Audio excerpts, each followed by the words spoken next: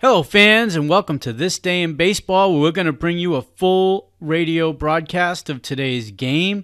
And before we do that, I just want to thank Classic Baseball Radio, and there's a link in the notes where you can check out their full channel. They have many great radio broadcasts. And while you're listening to today's game, if you want to check out much more about the game and the players, look on the links below, and you're going to see links to player pages, the date the game happened, the year it happened, and the play-by-play. Enjoy the game, and check out the links while you're watching the game, and please don't forget to hit the subscribe button so that every time new content comes out, you're going to get that firsthand. And thank you again for checking out This Day in Baseball, and enjoy the game. Well, Joe, looking at Joe DiMaggio and Stan Musial just brings to mind the fact that these World Series brings the best in baseball together.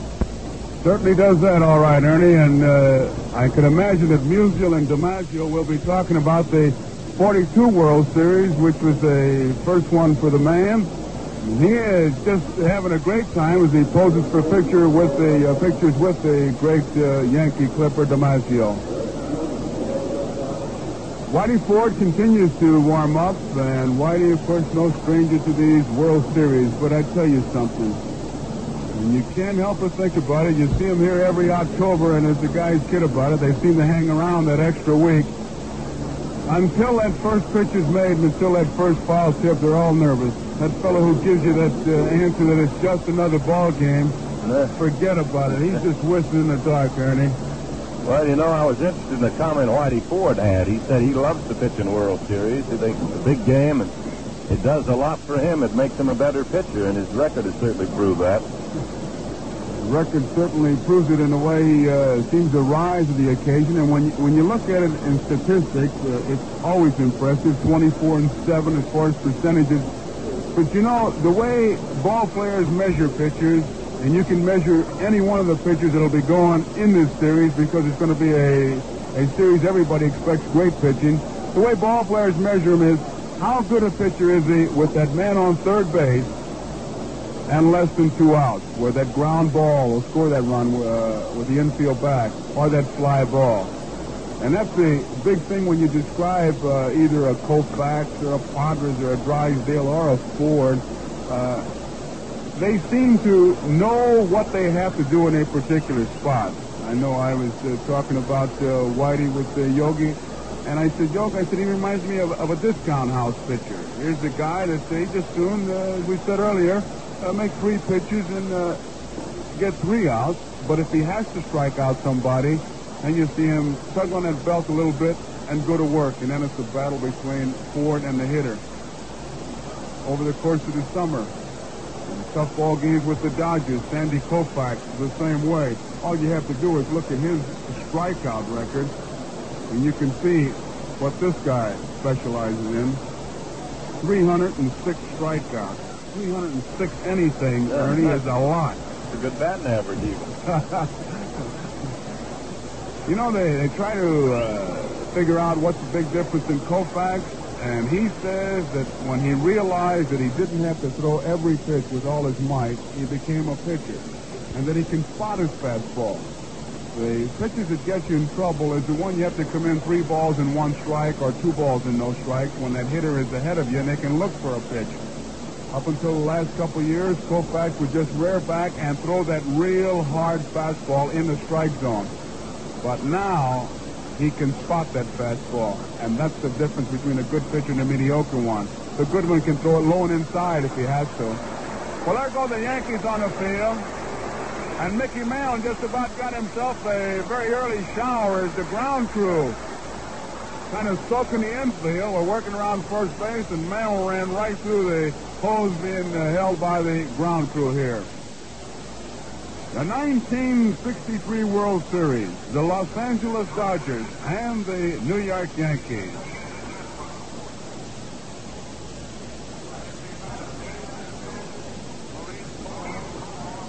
Koufax has just finished his warm-up tosses. Ford continues to warm up with his coach, Jim Hagan. And the Marine color guard will now raise the colors in center field. And our national anthem.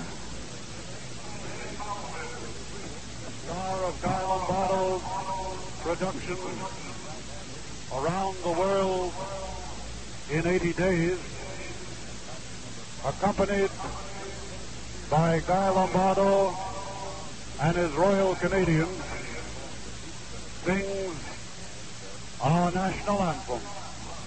Ladies and gentlemen, Miss Elaine Malbin.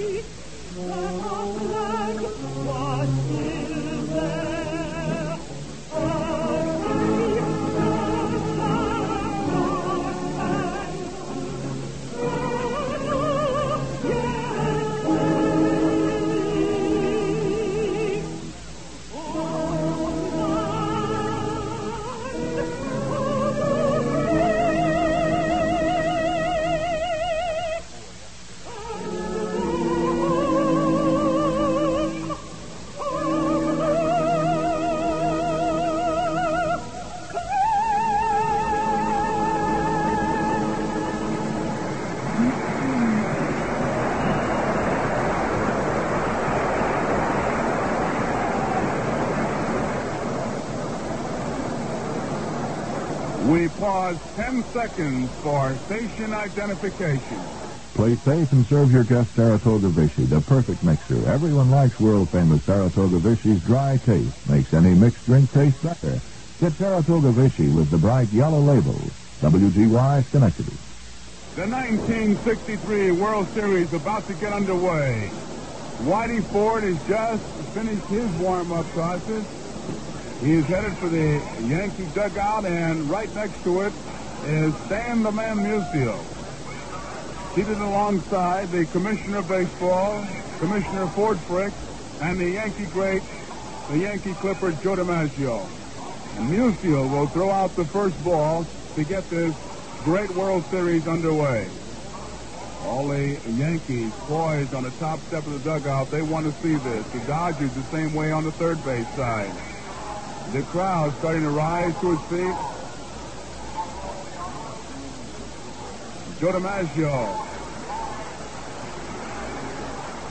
DiMaggio standing. You can hear in the background the applause for the Yankee great. He hands that baseball to Stan the Man Musial.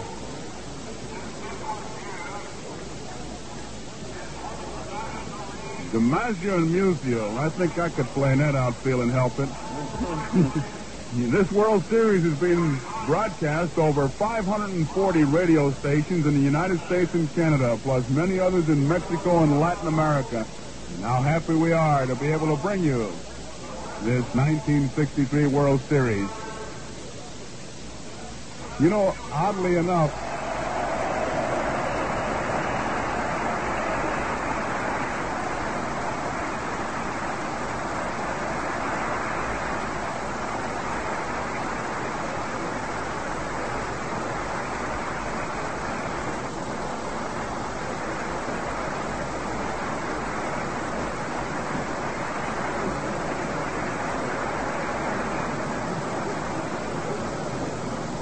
started to say, oddly enough, they both looked nervous as they stood there, DiMaggio and Musial, and what a tremendous feeling came over this ballpark as Stan the Man threw out the first ball, and now both DiMaggio and Musial through the Yankee dugout to watch this 1963 World Series. Whitey Ford against Sandy Koufax, the Dodgers against the Yankees, and now to start the play-by-play from the Detroit Tigers, Ernie Harwell. Thank you, Joe, and hi, everybody. Well, George, just shows you Stan started out as a minor league pitcher, and he made the World Series pitching, didn't he? Yes, he did, Ernie. Whitey Ford taking his final tune-ups now, ready to face Maury Wills, the switch-hitting shortstop. Maury, the great base stealer of the Dodgers.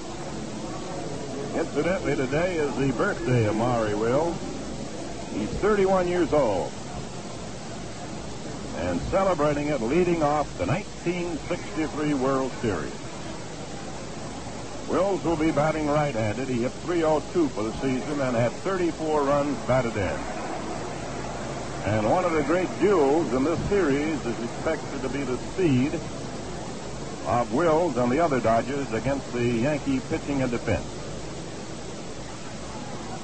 Joe Paparella, the senior man in the American League, is umpiring behind the plate. Tom Gorman of the National League at first base, Larry Knapp of the American League at second, and Shag Crawford of the National League at third.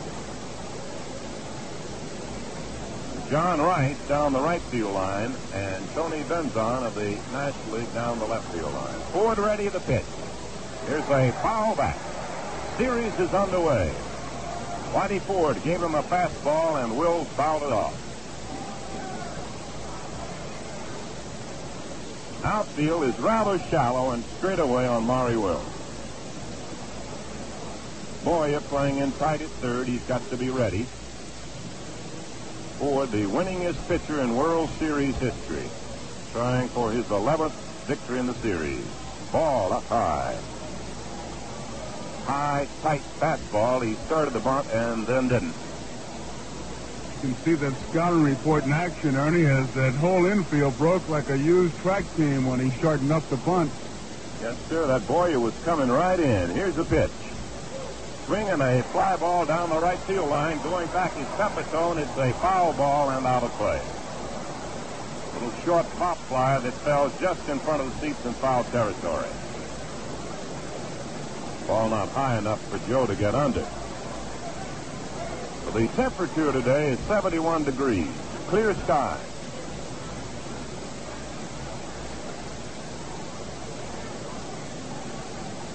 Wills stepping back into the batter's box. The World Series just getting underway at Yankee Stadium in the Bronx.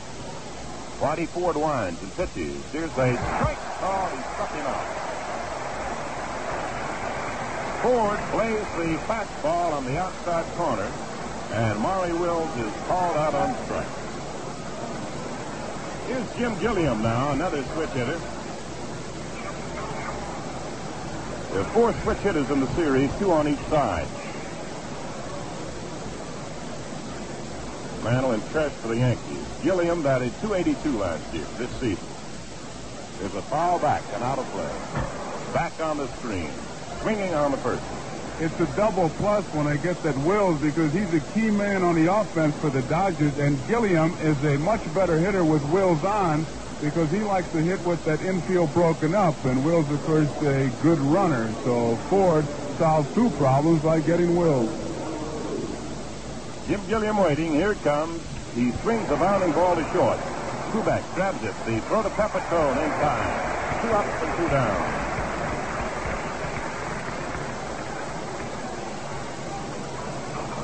Now here is Willie Davis, the center fielder and a left-hand batter.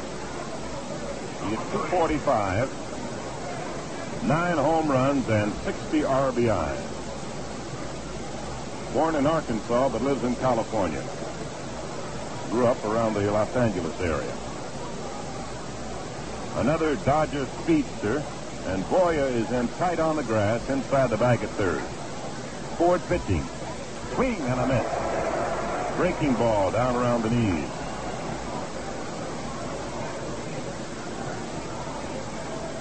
The 7th opening World Series game for Whitey Ford. He delivers. It's a strike. Fastball that time. Strike 2, the count on Willie Davis.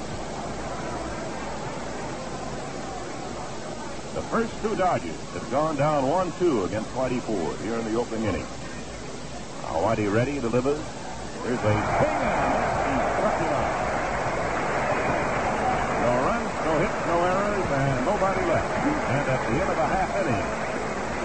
Dodgers nothing, Yankees nothing.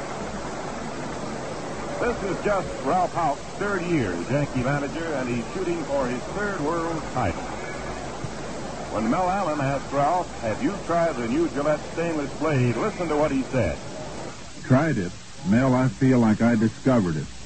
That first shave, wow, never experienced such comfort. And each Gillette stainless gives me plenty more shaves just like it. As soon as these incomparable blades are released in the city, men start passing the good word. Because on any steel, it's the edge that counts. And Gillette edges are the sharpest, easiest shaving in the world. You shave quick with comfort you never thought possible. Every shave with each blade is clean, equally smooth and easy, because Gillette has achieved unequaled uniformity from blade to blade, dispenser to dispenser. Get supreme shaving luxury with the Gillette stainless at the lowest price per blade, $6 for 89 cents.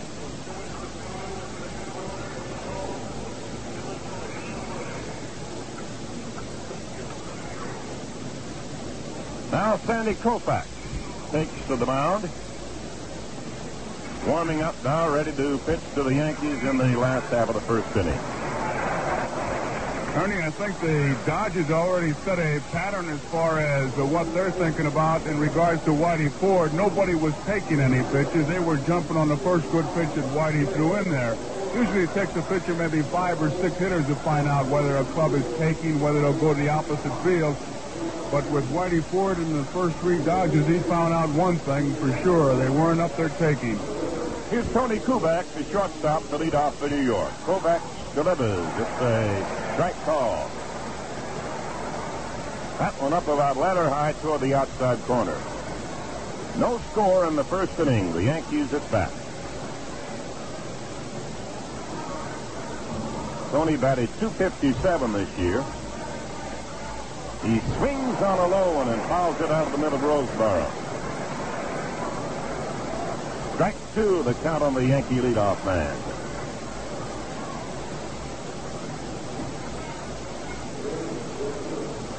Center fielder Willie Davis a little bit to left center. Kubek hits to all sides. There's a very wide pitch, and the count is 1-2. Both these pitchers in this game grew up around New York. Whitey Ford out in Queens. Koufax in Brooklyn. Koufax is more of a basketball star in his youth than baseball.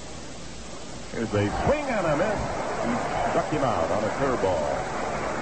A sweeping curve fans Tony Kubek. Joe, they say it's bad luck to strike out that first man. Each pitcher did it. Yeah, but I'm the other way. You can't strike out 27. You don't get that first one. And I'll say one other thing, Ernie. That the fellow who thought that the curveball is an optical illusion, I wish he'd get him to this ballpark today, because both these guys seem to have great curveballs going. Here's Bobby Richardson, who hit .265 this year. He swings and misses. One strike on the boy from Sumter, South Carolina, Bobby Richardson.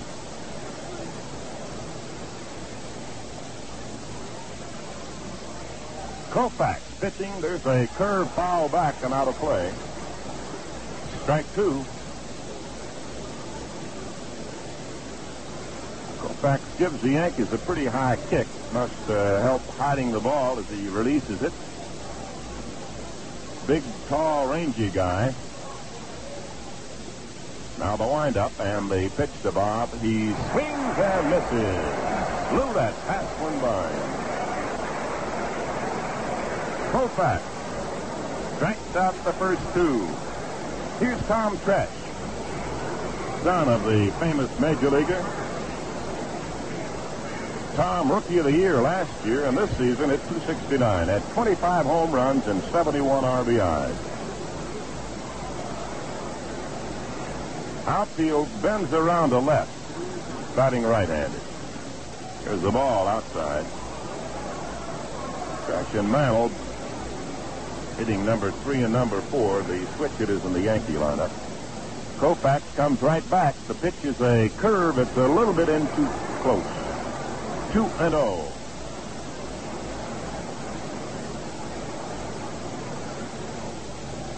First time a batter has been ahead of a pitcher in this game yet. There's a slow curve over. Throw all varieties, don't they, Joe? And from all different angles, there's a tip-off on his Koufax, Ernie. 2 balls and no strikes. Not only a curveball, but he let up on it. That'll pop your shoestrings every time. Now the wind-up and the pitch. Tresh swings and fouls it upstairs, out of play. 2-2 the count on Tom.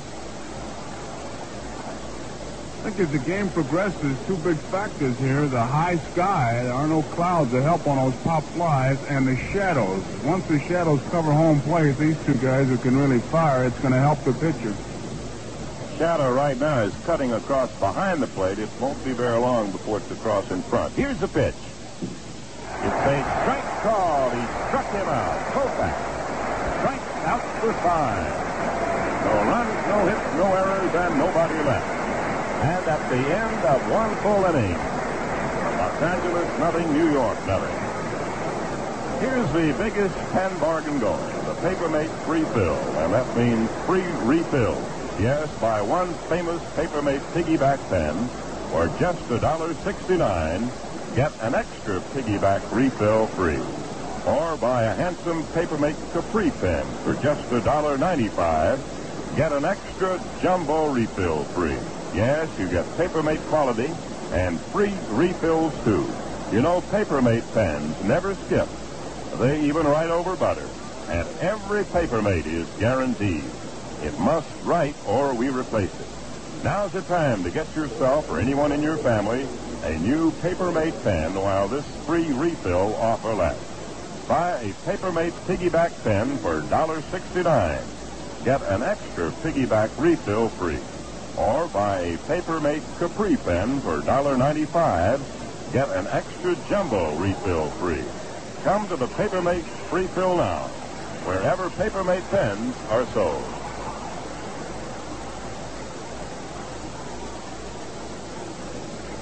No score at the end of 1 full inning, and Tommy Davis leading off against Whitey Ford in the Dodgers second. There's a ball down low, the fastball from Whitey. Tommy, the left fielder, right-hand batter, led the National League with a .326 mark. Had the most RBIs on the Dodger Club, 88. There's a ground ball hit slowly toward Kubek. He grabs it on the big hop. Throw to Pepitone in time.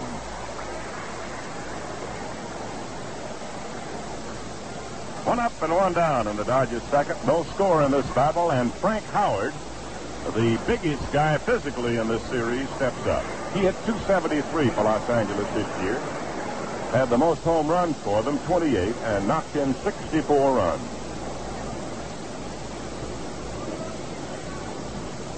Big Behemoth from Green Bay, Wisconsin. He takes a fastball outside from Whitey Ford.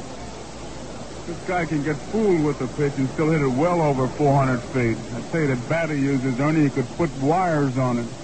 Here's the windup and the pitch on the way. He takes a strike on the outside corner. 1-1 the count.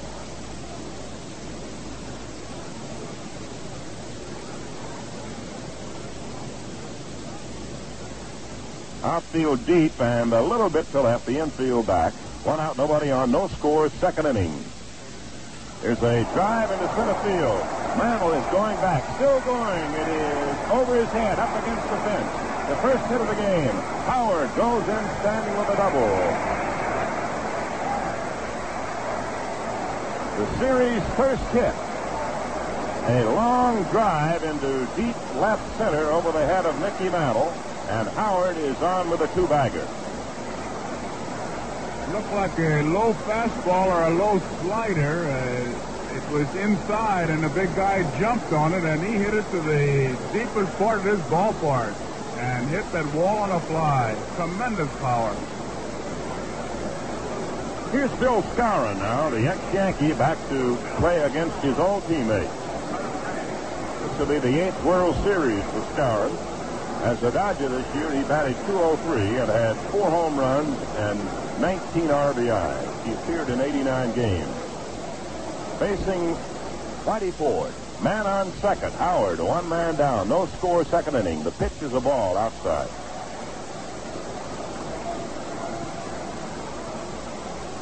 Ford's been wasting that first pitch on quite a few of the hitters. The outside fastball to open them up. Now the set by Whitey, who looks to second. The pitch to Skowron, who swung on a bounding ball up the middle. It is through for a base hit. Howard is rounding third. He's coming home to score, and the Dodgers lead 1-0 on the single by Skowron.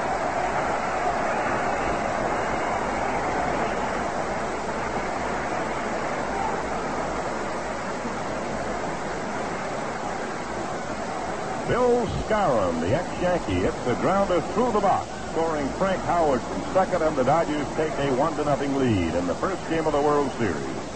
Second inning, Los Angeles with a man at first base and one away. Dick Tracewski playing second base. A right-hand batter now faces Whitey Ford. He hit .226 this year in 104 games. Ball up high, fastball outside. Ford's been giving him that fastball outside quite a bit on that first pitch, Joe.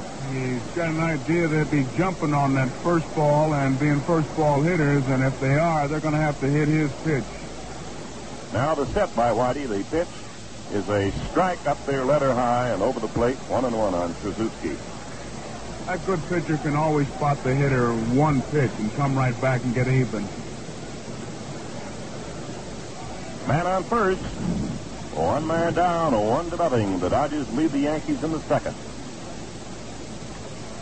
The 1-1 delivery. He swings. There's a drive into center field for a base hit. Skowron holds at second as Mamo picks up the ball. And Tracewski singles his first time at bat in the World Series. Well, there's a fellow who spent 11 years in the minor league. And in his first time at bat in the World Series, hits Whitey Ford for a single. Two men on for the Dodgers, and a one away. That'll bring to bat John Roseboro. 3 straight hits for the Dodgers. A double by Howard, a single by Skowron, and a single by Tracewski. The Dodgers have scored. They lead 1-0 in the second.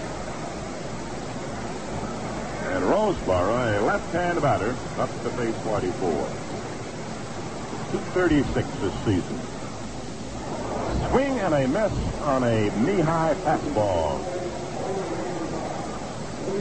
They have really swung around to play Roseboro to pull to the right side, and just saw Cooper give the sign to Boyer. Should Roseboro squib that ball off the end of the bat, we might see the oddity of the double play from the third baseman to the shortstop over to first, because Richardson is way over.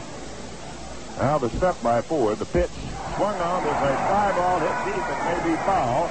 Down the line, we'll watch it. And it's a fair ball for a home run. A 3-run homer by Roseboro.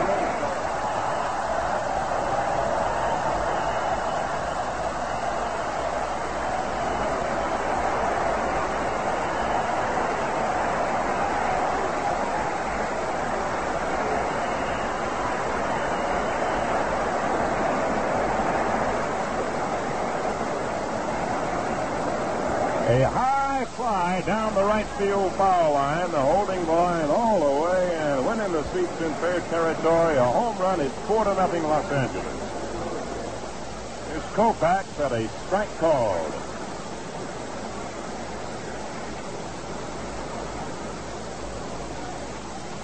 Whitey Ford into action, delivers, swing and a miss by Sandy. 2 strikes on him now. The Dodgers breaking in front here with 4 runs in the second inning.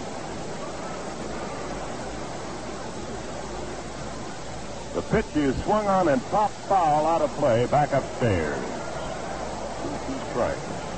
Well, this is the 7th World Series game for Roseboro, but that's his first home run in series competition.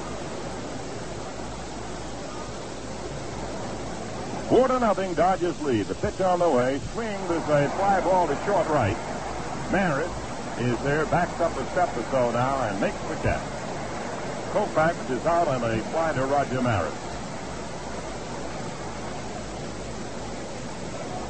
Means there are 2 down with the bases empty, and Maury Wills, who struck out to start the ball game, will be up for his second turn. After Tommy Davis bounced to short, the Dodgers came up with 4 straight hits off Whitey Ford. A double by Howard, singles by Skowron and Suzuki, and then the 3-run homer by Roseboro.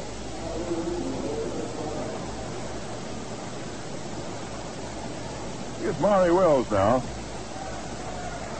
Outfield shallow and straight away. Ford began his motion, and time was called by Paparella at the plate.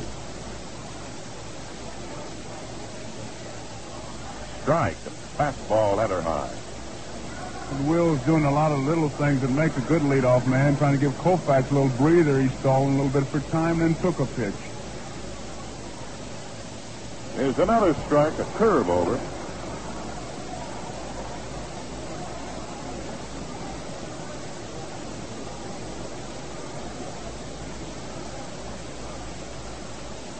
Two-strike count on Wills. Ford delivers. It's a strike called on the inside corner. Struck him out. That's the third strikeout for Whitey Ford. And in the Dodgers' second inning, they pick up 4 runs on 4 hits. There were no errors and nobody left. And at the end of 1 1/2 innings, Los Angeles 4, New York nothing. Well, the World Series veteran around this ballpark today is Yogi Berra. Yogi has played in 74 World Series games. And we have a recording of Yogi with Mel Allen. Let's hear it. Tell me, Yogi, how long have you been shaving with a Gillette Slim Adjustable Razor? Over a year now, Mel, but I still can't get over the smooth, easy shaves I get. And clean, really clean. Yogi goes for the easy, clean shaves he gets with the Slim Adjustable Razor. So will you. Its exclusive 9-position micrometer dial lets you choose the exact blade setting to suit your skin and beard. And its compact shaving head lets you get into those hard-to-reach spots with ease. For tops and shaving convenience and refreshment, use extra-rich, foamy instant lather shave cream. Get them all right now to savings as a Gillette World Series special. Slim Adjustable Razor with Super Blue Blades, plus foamy, regular, or menthol. A $2.29 value for only $1.79. You save 50 cents.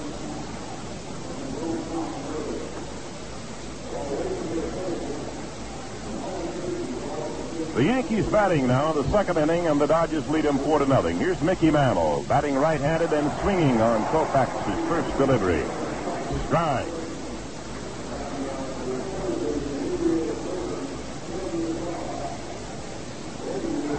Koufax struck out the first 3 men he faced. There's a ball up high, 1-1.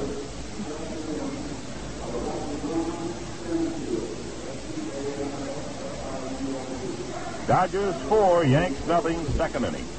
There's a foul on the screen. Fastball foul back. Now the shade of the light tower has cut right across the plate. You know, a lot of times if a pitcher has control problems and he jumps out to a lead, the other ball club will take pitches, trying to get a walk and get something started, but the Yankees are not taking anything. They're still swinging at that first good strike. Now the windup by Sandy. He delivers. It's a strike call. The 4th straight strikeout for Sandy Koufax.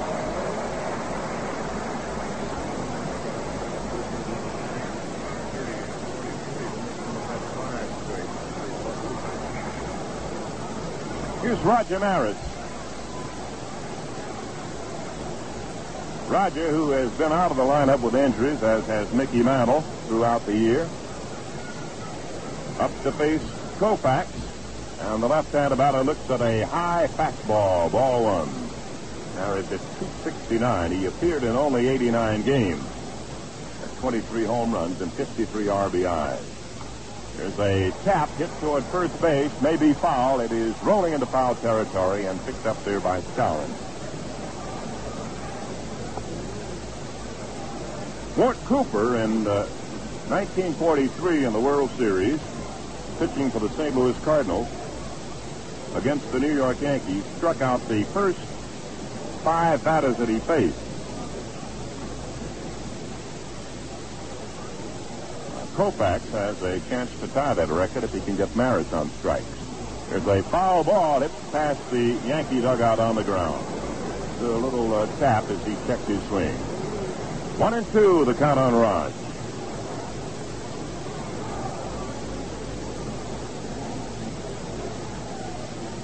Well, the most consecutive strikeouts in a ball game in the World Series is 6. Now the 1-2 delivery. It's a ball outside. He curved him wide. A big sweeper.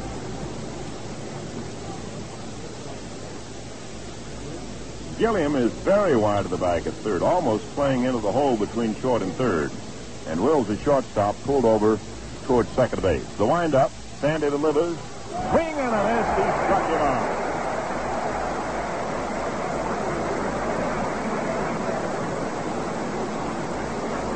Dodgers lead 4-0 over the Yankees at 5 in a row. Tying the most consecutive strikeouts beginning a ball game. Now with Howard at bat, Koufax has a chance to tie the record of 6 anytime in a ball game. There's a high foul fly, may be in play. Here comes Roseboro over near the seats in front of the Yankee dugout and makes the catch. Reaching almost in to pull it to his mitt. The Yankees in the second. No runs, no hits, no errors, and nobody left.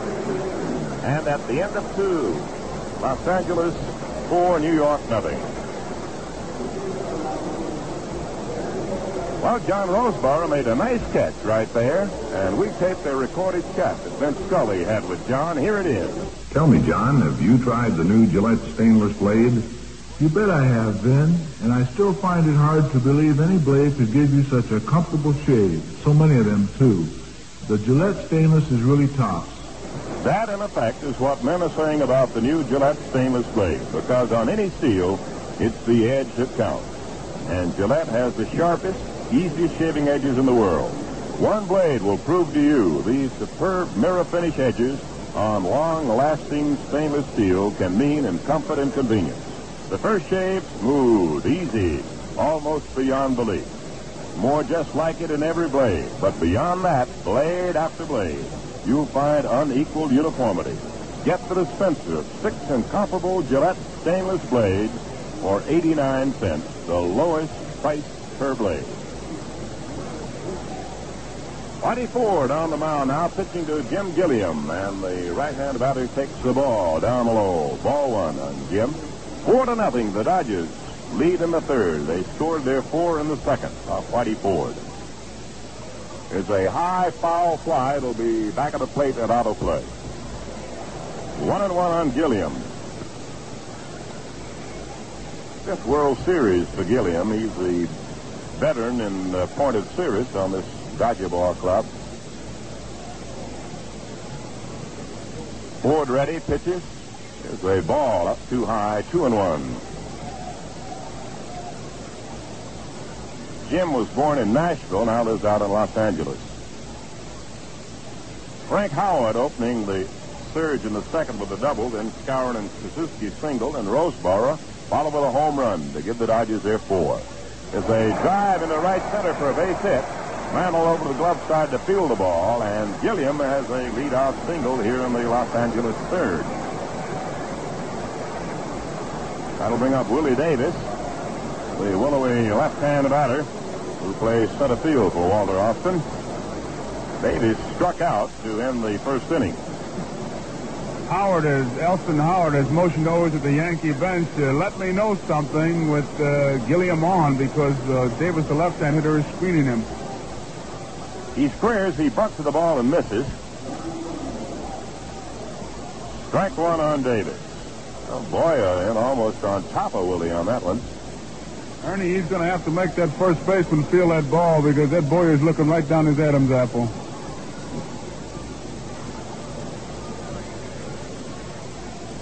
Ford takes a little more time before letting this one go. 4-0 Dodgers, third inning. The pitch, Davis swings a bounding ball toward Richardson. He's going to second with it for 1 to Kubek, and it's a force out. Willie Davis safe at first base. The play going second to Short, who covered at second. We'll bring up Tommy Davis, who has bounced to Kubek, his only time at bat.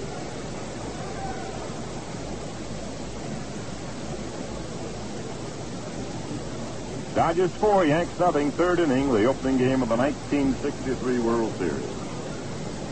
Whitey Ford, who won 24 in the regulation campaign, pitching against Koufax. on a bright sunny afternoon.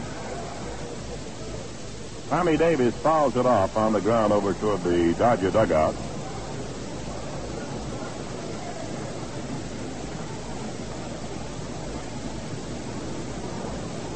Willie Davis on first base on the fourth.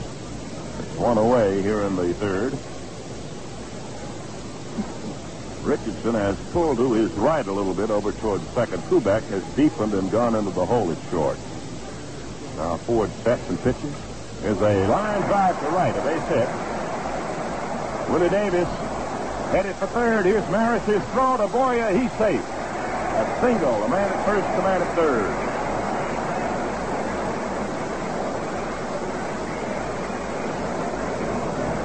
They told us that fella could go from first to third, Joe. One of the best descriptions I've ever heard of Willie Davis, Ernie, is that he will make a stand-up double into a slide-in triple. And he just about did that because Maris uncorked a fine throw, but I tell you, they'll first and third and grab that brass ring every time. They don't even look for where the ball is or look for a sign. They just take for granted they should be on third base when that base hit is to right field. Well, here's that big right-hand batting outfielder now, Frank Howard. Started the damage against Ford in the second with a long two-base hit. He's up with a man at first and a man at third and one away. He swings a ground ball foul down past third base. One strike on Howard.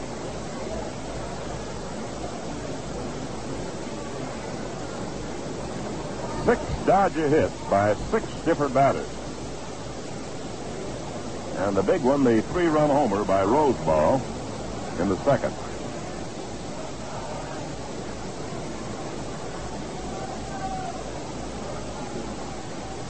Here's the set by Ford. He pitches. There's a pop foul back of the plate. Here comes Elston Howard near the screen and makes the catch. Now the runners are holding.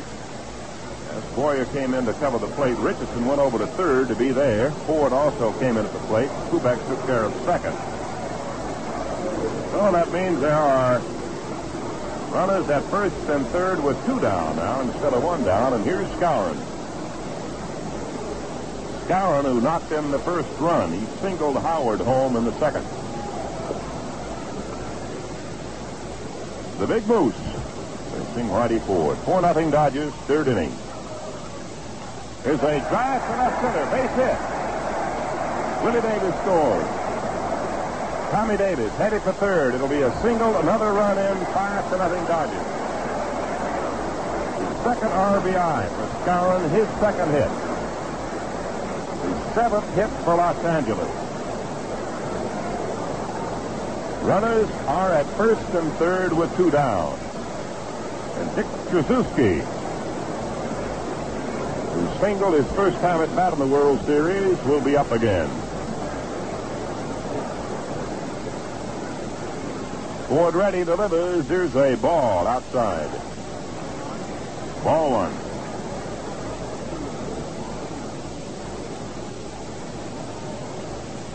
Time called. He wants to go over the bat rack. Pete Risa coaches at third for the Dodgers. Joe Becker at first base.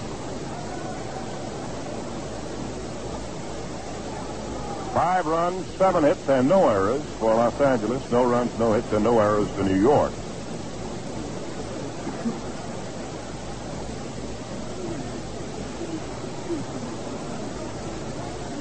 Ford looks him over. He bends in at the knees. Tracewski does. Here's a pitch. Swung on a ground ball to third. Boyer gloves it. Tossed to Richardson at second for the 4th out. And that retires the side. So the Dodgers get 1 run on 3 hits. There were no errors and 2 left. And at the end of 2 1/2 innings, Los Angeles 5 and New York 7. Well, that Bobby Richardson, quite a ball player. Top fielder, good hitter, and quick on the bases. He's been on the go all season.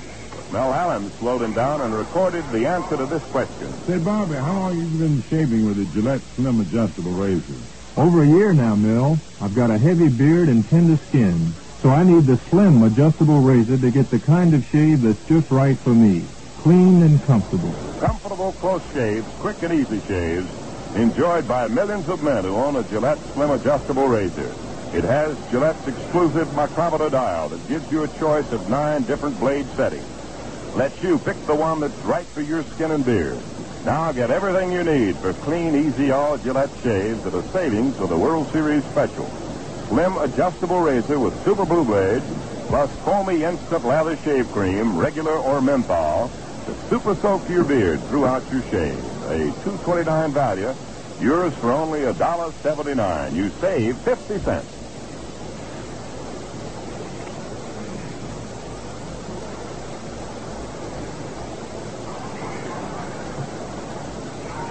Here's Joe Pepitone, the Yankee first baseman, to lead off against Sandy Koufax. A couple of Brooklyn boys facing each other.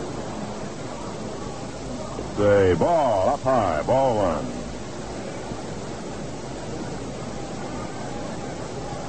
1. Left-hand batter, he's played to right. Koufax delivers, Pepitone hits it in the air, foul, back of first base. Skowron coming over, but it's into the seats. 1-1, that's the count on Joe. He hit .271 for the Yankees this year. 27 home runs and was the top RBI man on the Yankee club with 89. Dodgers lead the Yanks 5-0 in the third. Here it is, a fastball that's outside. 2-1 on Pepitone. Willie Davis is over in right center on him. The big gap is between left and center field. Koufax checking his sign with John Roseboro. Here's the pitch. It's a strike, a fastball header high. 2-2, that's the count on Pepitone. Koufax struck out the first 5 men he faced, then got Elston Howard on a foul fly. There's a swing and a miss. He struck him out. Sandy's got that strikeout pitch working. He's been using a slow curveball, looks like, to start his strike streak, and then comes in with that good fastball. I tell you, Ernie, you could break in a new glove in 4 innings the way he's popping it. Wouldn't take long, would it? Here's Clete Boyer now, 251 hitter for the year. And the left-hander delivers to him, swing and a miss on the fastball. The shadow we were talking about now has cut right across the plate, adding to the pitcher's effectiveness. Here it comes. He swings a bounding ball off the glove of Koufax back to second. Krasuski throws to Skowron in time for the out. That's the first ball that's been hit on the ground. Pitcher to the second baseman to the first baseman will be the scoring on that one. And here's Ed Ford, Whitey Ford to bat. There's a swing and a little pop fly over near third base. Gilliam shading his eyes, makes the catch in fair territory, and the side out 1-2-3. No runs, no hits, no errors, and nobody left. And at the end of the first 3 innings, Los Angeles 5, New York 0. Well, fans, don't miss out on the 1963 Gillette World Series special that saves you 50 cents. You get the streamlined Gillette Slim Adjustable Razor with the exclusive micrometer blade setting dial. 9 settings to choose from, and one is just right for you. And you get a 79-cent can of Gillette Foamy Instant Lather Shave Cream, regular or menthol. It adds up to a $2.29 value, yours now for only $1.79. The Gillette World Series special, Slim Adjustable Razor with Super Blue Blades plus extra rich foamy for $1.79. You save 50 cents. We pause 30 seconds for station identification. 810 of your dial, WGY Schenectady. You'll be batting 1,000 when you serve your guest Saratoga Ginger Ale. It's a pale, dry ginger ale with just right combination of the kiss of imported Jamaican ginger. Serve ice cold, Saratoga Ginger Ale is the ginger perfect way to listen to the World Series. Its lively taste and tangy flavor will make a hit with all your friends. So game time, snack time, anytime, serve and enjoy Ginger Perfect Saratoga Ginger Ale, most refreshing beverage you can sip. Now on special sale at your favorite store. Purdue. Spark up that 4-run surge in the second inning. 5-0 Dodgers here in the fourth. There's a strike call. Ford gave him a fastball in above the knee. Rosebaro's 7th year with the Dodgers. Whitey pitches, and he takes the ball outside, 1-1.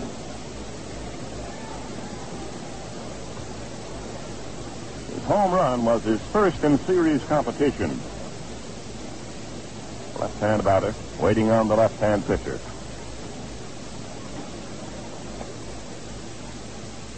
He takes a strike on the outside corner, 1-2 on Roseboro. He's followed by Koufax, and then the top of the batting order, Maury Wills.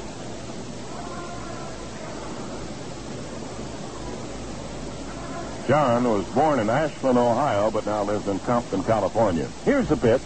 He swings and misses. Struck him out on a wide one. Had him going fishing on that one a little bit. So there's one out and nobody on. In the Dodger fourth, they lead 5-0, and here comes Koufax to that. Listen to the ovation.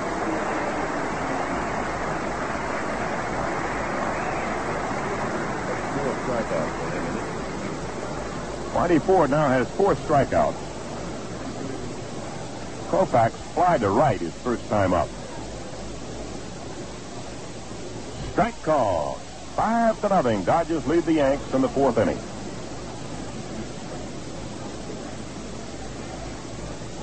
Outfield shallow and straight away. The infield back. There's a curveball down low, and the count even 1-1.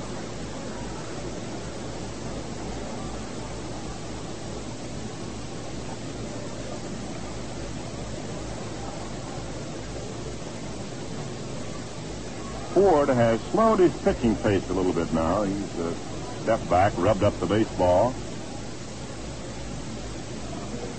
5-0, Dodgers lead. Here's the windup. Here's the pitch.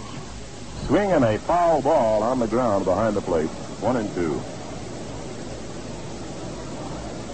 The 9th World Series for Whitey Ford. First one back in 1950, and with all the great pitching records he's had, he's won 20 games only twice. Here's a ground ball foul. It's down toward third. Still a 1-2 count on Koufax.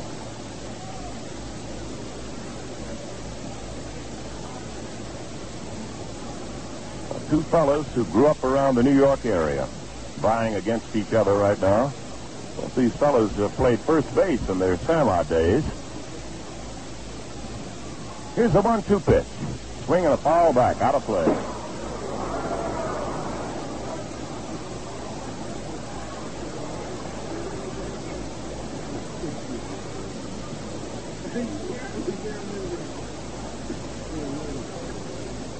The Dodgers broke loose with 4 runs in the second. They added 1 in the third. And the Yankees, so far, have not had a runner. Here's the windup by Whitey. He delivers. Here's a foul ball back of the plate. And he just got a little bit of that one. Fouled it off. Whitey throwing a lot of curveballs. You know, Koufax has really improved as a hitter and used to be. In fact, his own manager said he once gave him a take sign with 3 balls and 2 strikes. It used to be that whenever Koufax would hit a foul ball, it meant that he broke a slump. But he's gotten to where he gets that bat on that ball pretty good. 1 out, nobody on. The 1-2 pitch from Whitey. Swing a ground ball to third. Boya has it. The long throw to Pepitone in plenty of time. And they're 2 up and 2 down in the Dodger fourth inning. We'll bring the top of the batting order, Maury Wills, up now.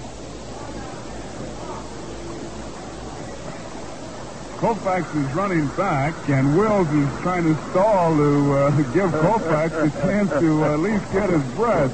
Paparella behind the plate is motioning the Wills to get on up there, but that's just one of the little things that a leadoff man has to do. And many times the manager will ask you to take the first pitch. And now Wills, another little trick, asked to take a look at the baseball. Now, you know Koufax couldn't have damaged it too much.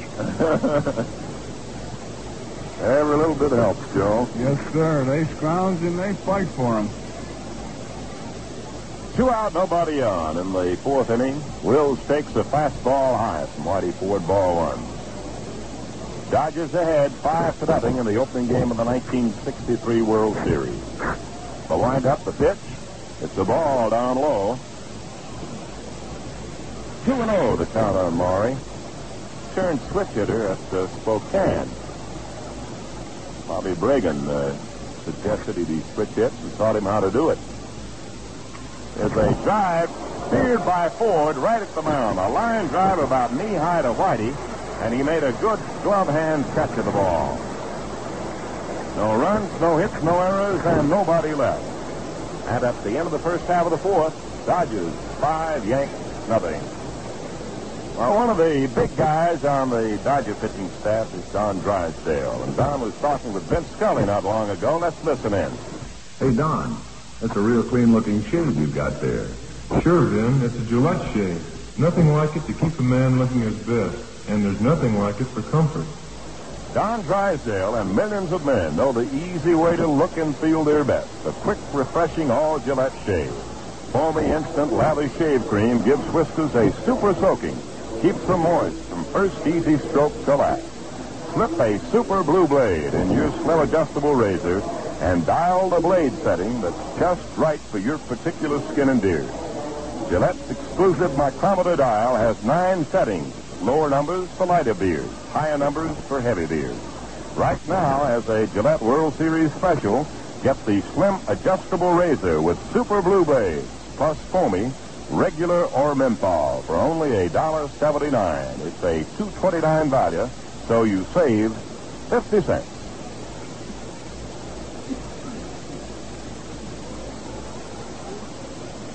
Well, the Yankees so far have gone down in order against the left-hand slants of Sandy Koufax, a great strikeout artist for the Dodgers. Now Kubek faces him leading off in the 4th inning. There's a fastball outside. Ball 1 on Tony. Koufax has been in organized ball 9 years, all with the Dodgers. There's a swing and a miss. Pitch toward the outside.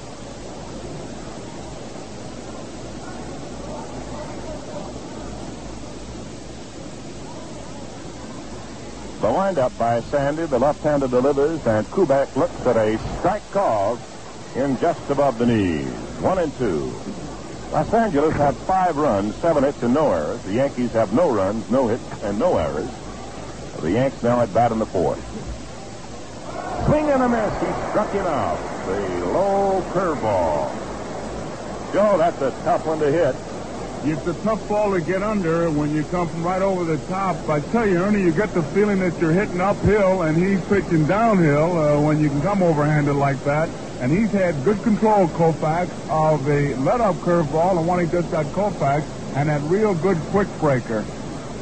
Here's Bobby Richardson now, and he takes the ball down low. Bobby struck out in the 1st inning. All 3 men fanned in the 1st inning. 7 strikeouts for Sandy Koufax. Swing and a miss. 1-1 on Richardson. There's a fellow they have to guard all the exits against. He hits through every field. Also an excellent bunter. Koufax pitching. There's a grounder hit toward first base. It's rolling into foul territory now. Picked up there by Bill Skowron.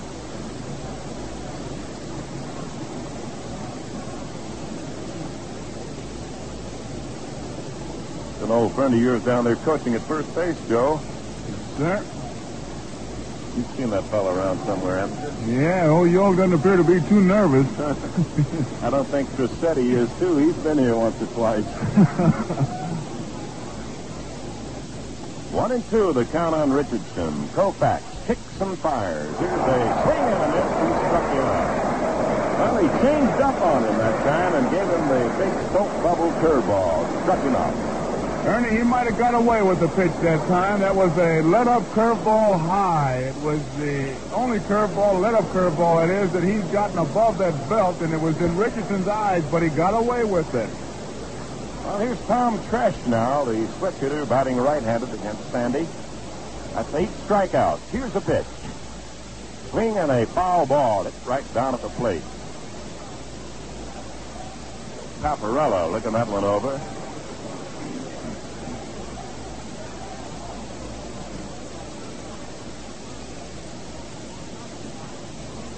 Dodgers 5 and the Yankees nothing in the fourth inning. Yanks have the bases empty and 2 away. They've not had a base runner yet.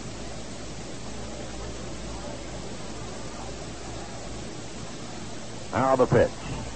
It's a ball just off the corner. 1-1.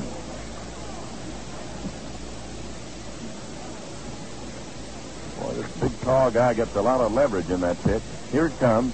He swings and misses on a fastball. 1-2 on Tresh.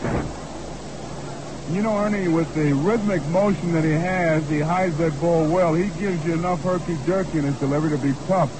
Here it comes. A strike called. He struck him out. Another curve got over. The slow curveball for the 9th strikeout by Kopech.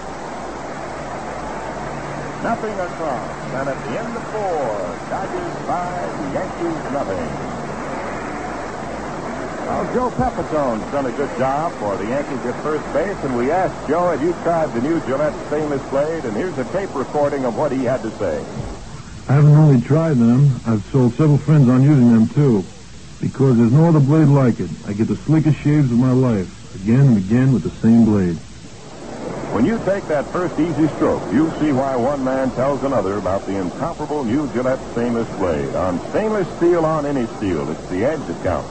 And Gillette edges are the sharpest, easy shaving in the world. Quick shaves, refreshing shaves, time after time with each blade. And comfort, why, you couldn't ask for an easier shave. What's more, you can depend on it blade after blade, dispenser after dispenser.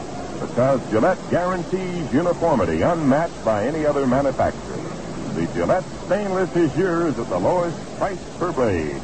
89 cents for a 6-blade dispenser.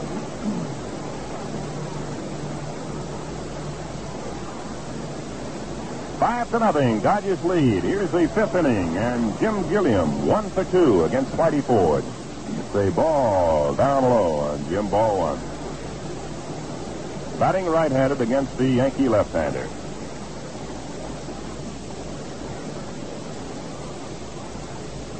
It's a ball up high. 2-0, the count on Jim Gilliam.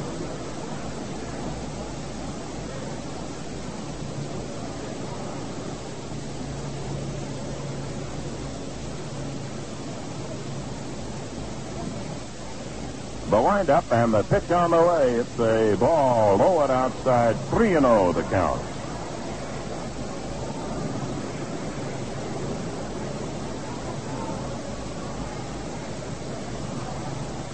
Whitey ready, pitches again, outside for ball 4. He walks. Here's the first base on balls in the game.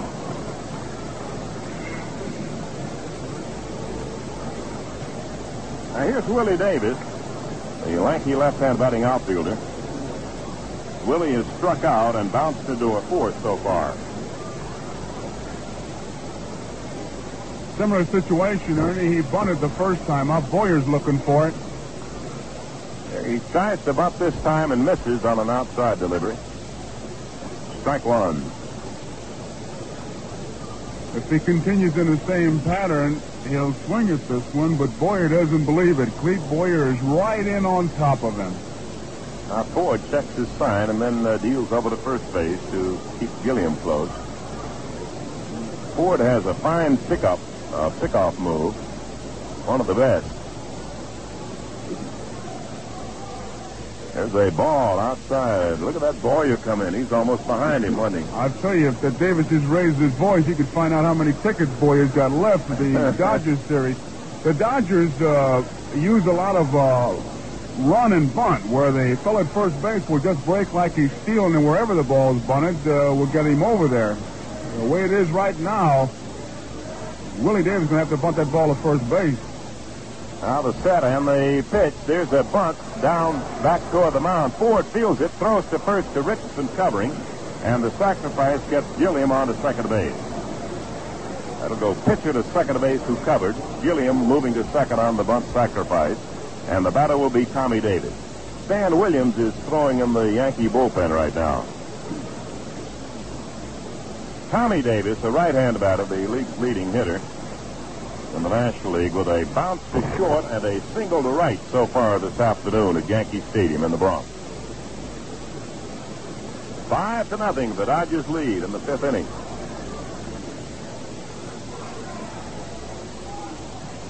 Gilliam bluffed back by Whitey Ford as Richardson ducked in behind him.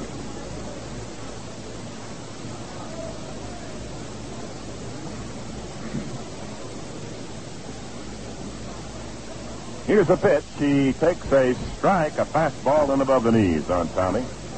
Richardson will have to keep him close because Kubek, the shortstop, is really playing Tommy Davis to pull. He's way over near third base, protecting the hole between short and third. Strike one count on Tommy Davis. He swings a bounding ball off the glove of Ford. Fielded by Richardson. A deep second throw to first. Not in time. Base hit. And Gilliam takes third. Richardson made a good play, but he had to go deep behind the bag at second. His throw didn't have a whole lot of juice on it. And besides, the speed of Davis enabled him to get down there and beat out the hit. That's his second hit. It's number 8 for the Dodgers. Man at first and a man at third here in the 5th. The Dodgers lead 5-0, and big Frank Howard steps up.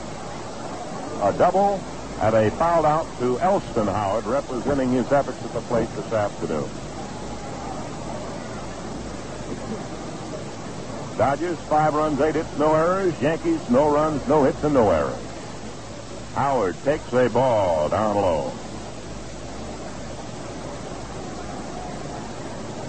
Gilliam on third. The runner at first is Tommy Davis.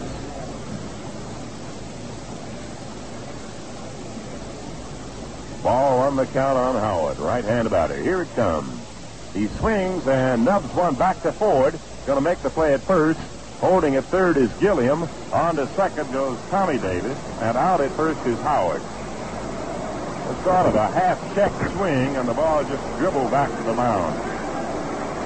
So runners are now at second and third with 2 down, and Moose Skowron steps in. It'll be interesting to see this. Skowron hit the first pitch the last time up, and he got first base open. He'll have to hit Whitey's pitch if they don't put him on intentionally, which they're going to do, Ernie. I didn't think they'd give him a chance here with Trzaskowski coming up next.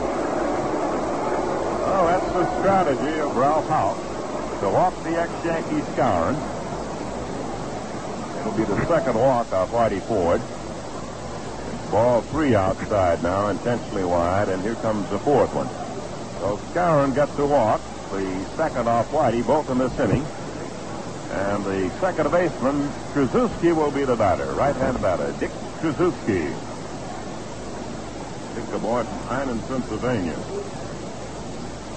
Told you he was in the minors 11 years before he got his first shot with the Dodger Ball Club. 2 out, the bases are loaded. 5-0. Dodgers lead the Yanks in the first game of the 1963 World Series. Of a windup, the pitch. It's a ball down low. Low and in a little tight. The Dodgers scored 4 in the second, 3 of those on a home run by Roseboro. Added 1 in the third.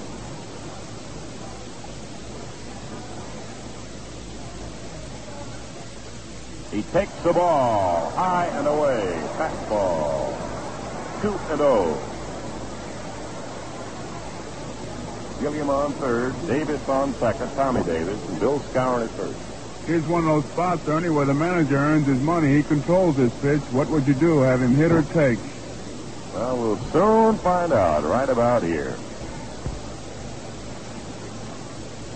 Ford checking the bases. Now the little left-hander winds and pitches. There's a strike on the outside corner. Pretty tough pitch to hit, but good enough to be a strike.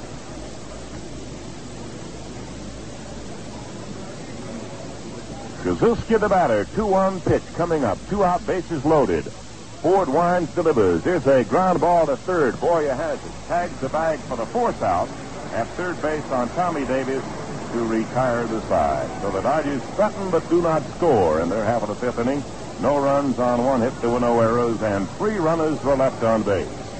And the score at the end of the first half of the 5th inning, Dodgers 5, Yankees nothing.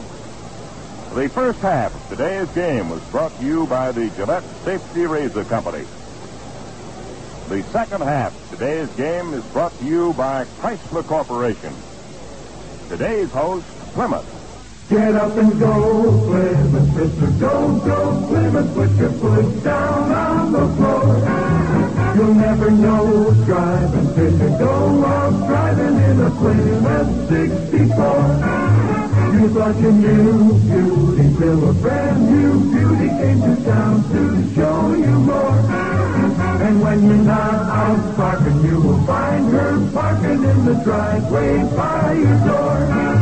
Get up and go, Plymouth, get to know Plymouth, try a Plymouth 64.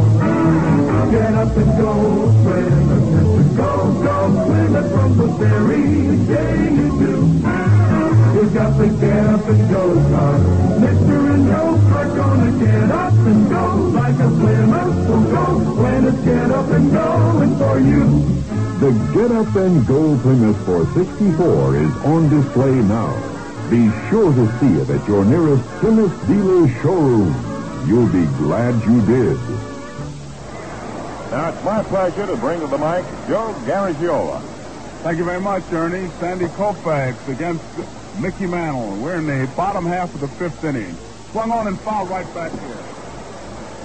Mickey Mantle jumped on that first fastball and fouled it right back here, and I got out of here in a hurry. Well, we're all even, aren't we? Yes, sir.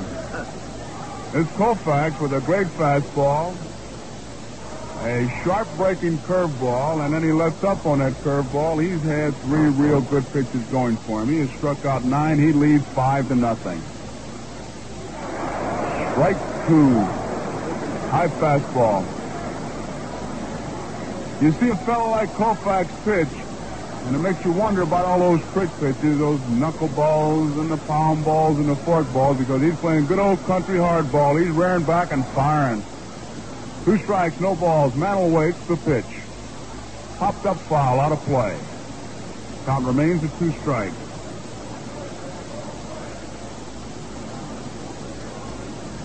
Elston Howard fouled out.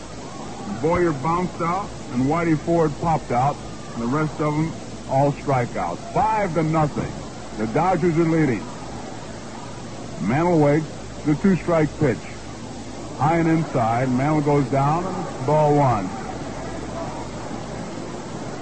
Johnny Roseboro with a big 3-run homer in that 2nd inning when they scored 4.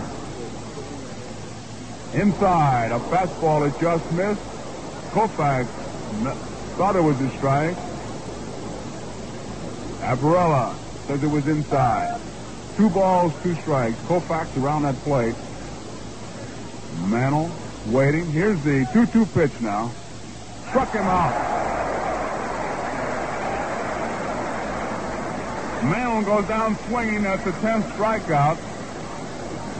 And he is just stacking that lumber. Rearing back and firing. I tell you, the way he's going, boy, he can make a smart catcher out of you if you're catching him. And if you're batting against him, he's going to have you running for that broadcast booth. Here is Roger Maris. Maris was out on strikes. Fastball misses, and it's ball 1. They swing way around towards right field for Roger Maris. In the outfield, a big gap in left center field. Swung on and missed the fastball. It's 1 ball and 1 strike. Gilliam is wide at third. Maury Wills near the bag. He's not too close to that bag. They're kind of giving him the right side of second. Fastball bounces away from Roseboro. And it's 2 balls and 1 strike. Joe, the strikeout record in one ball game is one that belongs to Carl Erskine, and it was 14 back in 1953. So Koufax has quite a chance to equal or better that. He's got 10 strikeouts with 1 out here in the bottom half of the 5th. Foul back by Roger Maris. He hit that ball off the end of the bat. And it's 2 strikes and 2 balls. Koufax and the Dodgers lead the Yankees 5-0.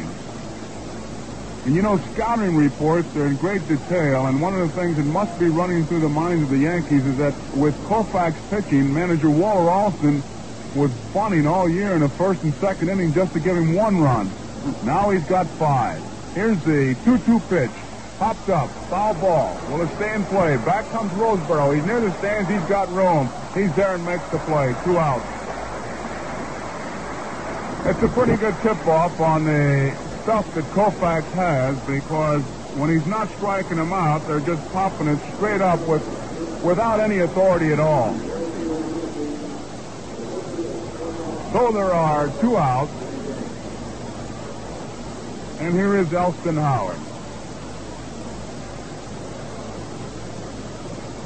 Koufax shakes off 1 sign. Now he's ready. A let up, swung on. There's the first base hit in the right field. Elston Howard hit a high curveball, a let up in the right field.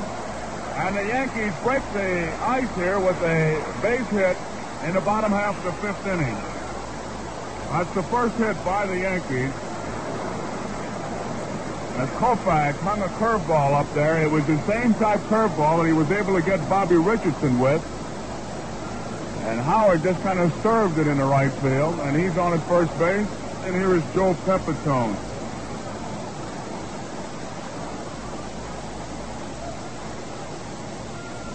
Fastball, a strike. With the 5-run lead, it's 5-0. Moose Skowron playing behind the base runner, Elston Howard, at first base. Ellie's not going anyplace. They need base runners, so they can't play wide open. They have to play station to station. Fastball, it was low, and it's 1-1. And the Shadows now have covered home plate completely. And I tell you, the way this Koufax is firing that ball, you're going to be hitting that fastball by sound. 1 ball, 1 strike. The pitch. Foul back, strike 2. It's 1 ball, 2 strikes, 2 outs. The base runner at first base is Elston Howard. The score 5-0. The Dodgers are leading. We're in the bottom half of the 5th inning.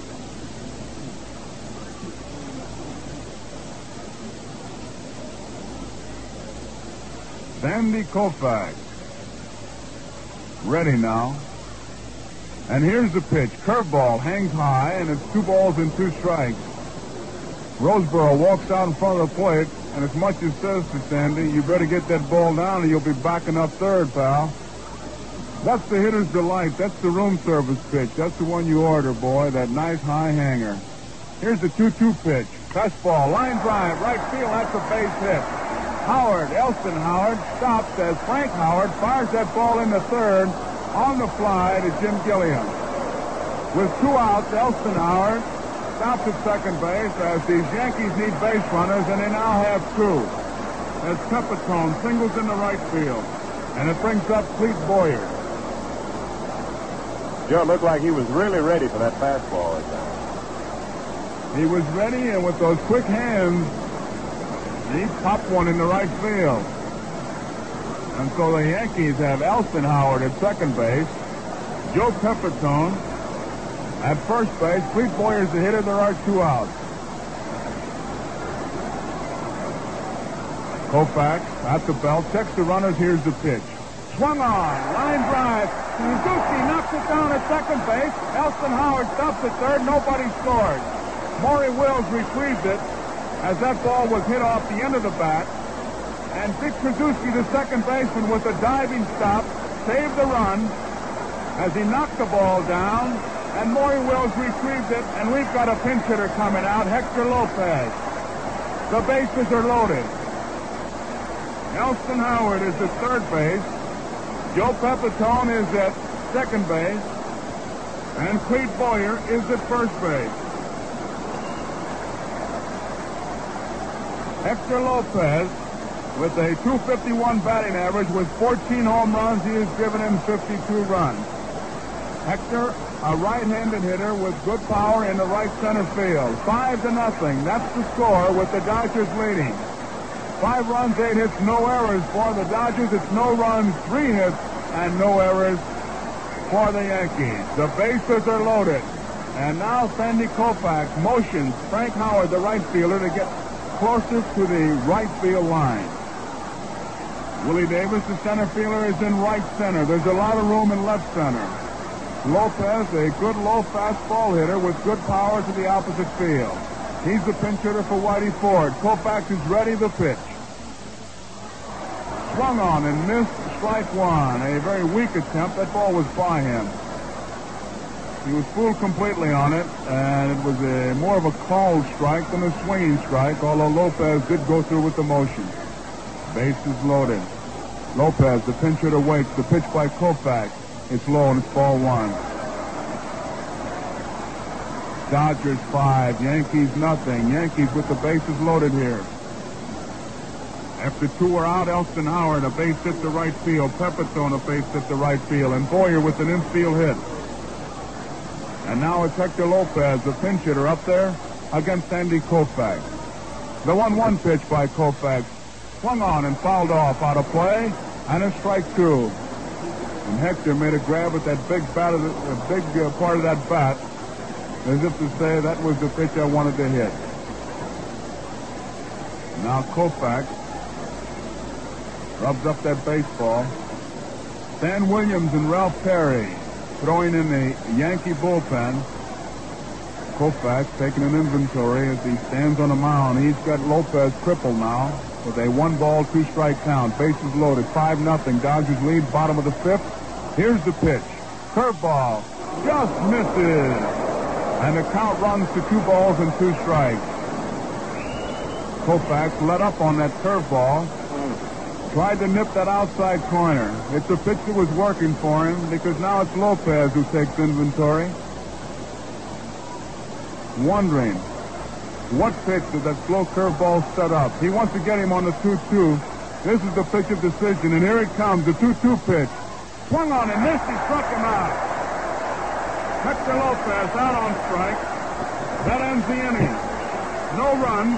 There were 3 hits, no errors, and 3 men were left on base. And the score at the end of the 5th inning is the Los Angeles Dodgers 5, the New York Yankees nothing. All around compact, tops them all again in 64. Best all around value. Value is the car that offers more. Yes, again in 64, Valiant offers more of everything you want in a compact car. Smart new styling, top performance, economy of operation, and quality engineering by Chrysler Corporation. So if you want the best in compact car driving, plus the satisfaction of big car quality, see and drive the new 64 Valiant at your earliest opportunity. Best all around compact.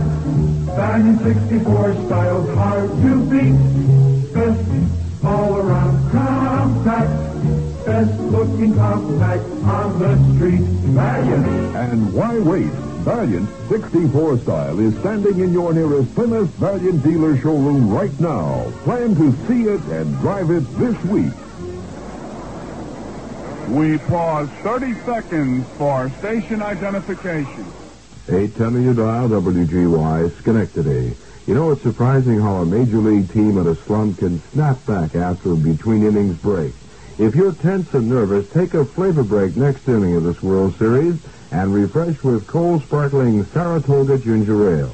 It's a ginger-perfect ginger ale made with clear, pure water and imported Jamaican ginger. Saratoga Ginger Ale has an instant pick-me-up tang unmatched by other flavored beverages. And Saratoga Ginger Ale really refreshes. Doesn't leave you with that still thirsty feeling because it quenches your thirst. Saratoga Ginger Ale now on special sale at your favorite store. Throwing right-hander who was with the Los Angeles Dodgers. He came over here in the Muscaron trade. A big guy who can really fire that ball. Nicknamed the Big Hurt. He's one of those guys that you shake hands with him you just wonder. A real cruncher. Stan Williams. Whitey Ford is out of this ball game. Whitey pitched 5 innings, gave up 5 runs, 8 hits, struck out 4 and walked 2. The score here is the Los Angeles Dodgers 5, the New York Yankees nothing. 5 runs, 8 hits, no errors so far for the Los Angeles Dodgers. It's no runs, 3 hits, and no errors for the Yankees. Joe, a little irony in that Yankee 5th inning. It looked as if the Yankees might not get a hit all day long, and then Howard, Pepitone, and Boy in succession, the lower part of the batting order, came in with a base hit. Great piece of pitching, too, I thought, Ernie, on Lopez when the 2 strikes and 1 ball, Koufax led up on that curveball, and it was close enough to where there was some doubt in Lopez's mind, and you could see that it was working for him because Lopez backed out to take an inventory, and then that good fastball got by him for a big strikeout to end the inning, 11 for Koufax. So it's 5-0. The Dodgers, and it's Stan Williams against John Roseboro. The big right-hander. First pitch is outside a fastball. Williams uses the no windup. He just holds that ball right at his belt and then comes towards the plate. They play Roseboro to pull that ball. The pitch is high and it's outside and it's ball 2. A lot of room in left center field. If he plugs that gap in left center field with the line drive, it's going to be about a $1.20 cab ride back. A lot of room. Swung on, bouncing ball. Second baseman Bobby Richardson has it over to first, and there's 1 out. Roseboro out, Richardson to Pepitone, and it brings up Koufax.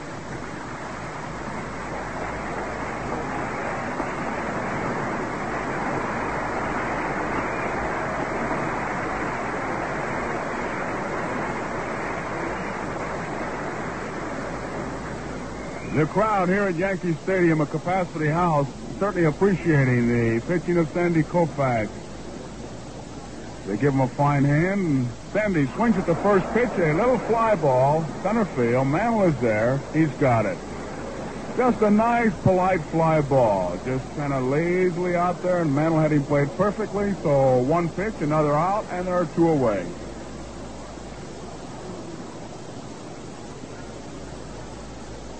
And that brings up Maury Wills. I'll tell you, Wills, outside that first inning, has been a leadoff man, but it's always been with 2 outs. Wills switches over to bat left-handed against Stan Williams, and Boyer comes in. Kubek moves over. Richardson comes in shallow. Pepitone wide of the bag at first. Curveball is low, ball 1. Trish not deep in left field. Mantle a little bit in right center. Maris a normal right field. You kind of fan out against this Maury Wills. You kind of throw a drag net at him.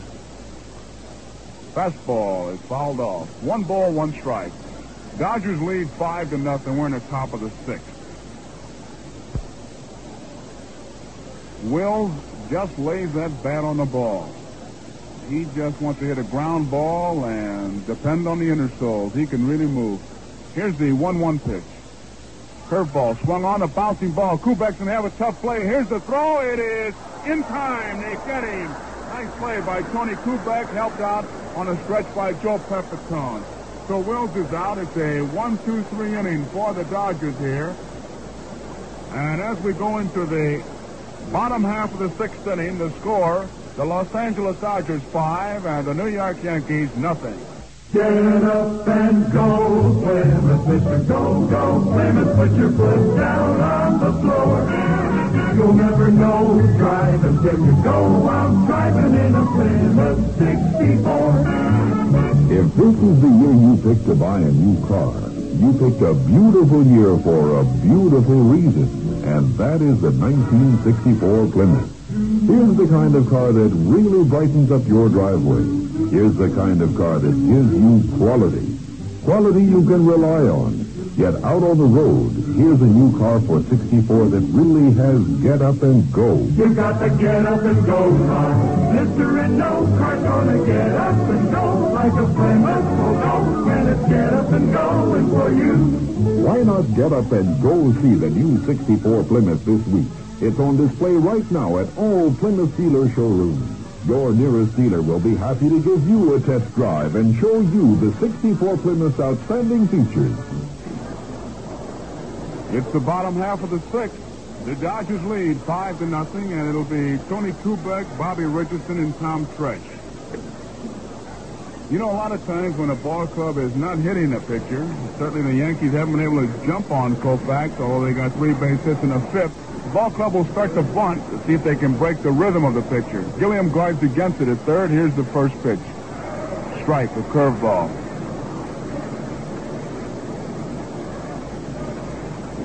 One strike. Kubek waves that bat. Koufax is ready. Swung on and fouled off, and quickly it's 2 strikes and no ball.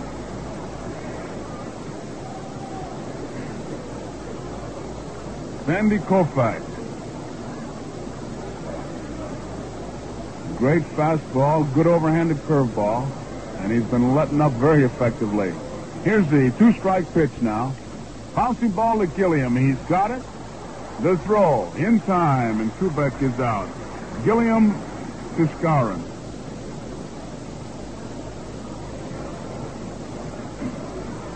And that brings up Bobby Richardson.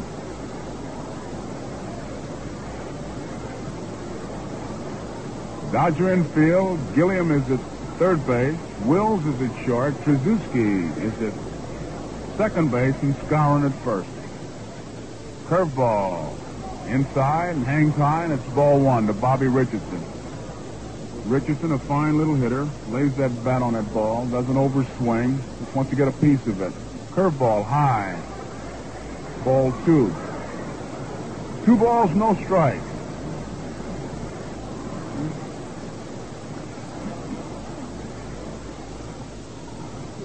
Here's the 2-0 pitch now. Fastball high, and it's ball 3. 3 balls, no strikes. Koufax has struck out 11. He hasn't walked anybody. Dodgers lead 5-0. Here's the 3-0 pitch now. There's the strike right down the middle. 3 balls, 1 strike. Richardson takes a look at Crossetti, coaching the third. This pitch controlled by manager Ralph Houck. The 3-1 pitch, and here it comes.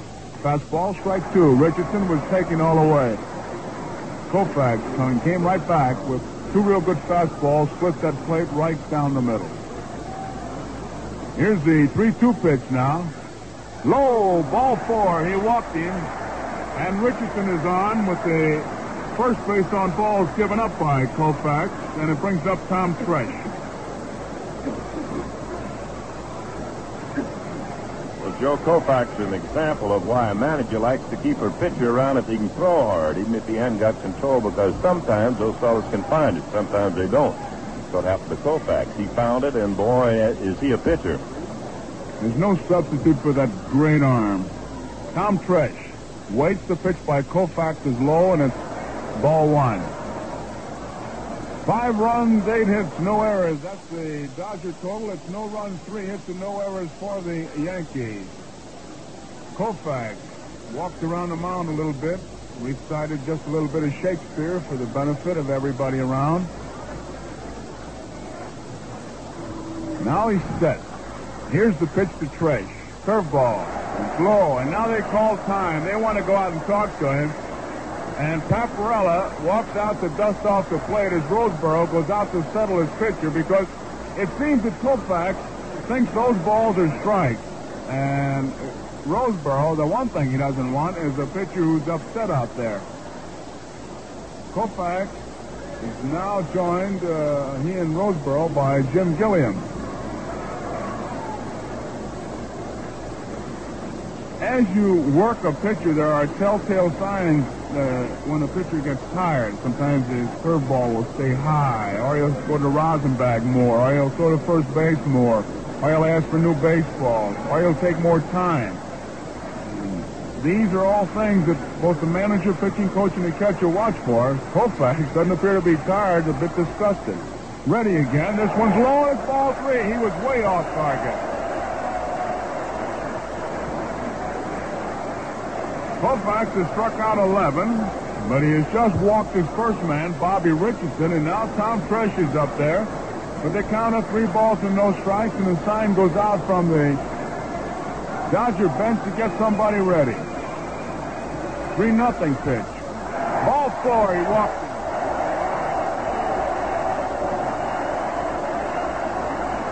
One thing we have noticed is that Koufax is walking around that mound just a little bit more than usual. Tracewski comes in to talk to him now, and there's not much you can say in a spot like this. You just want to break the mood of the mound in hopes that if you do, even though the name and the fella's the same, you get a different pitcher out there. 5-0, that's the score. The Dodgers are leading.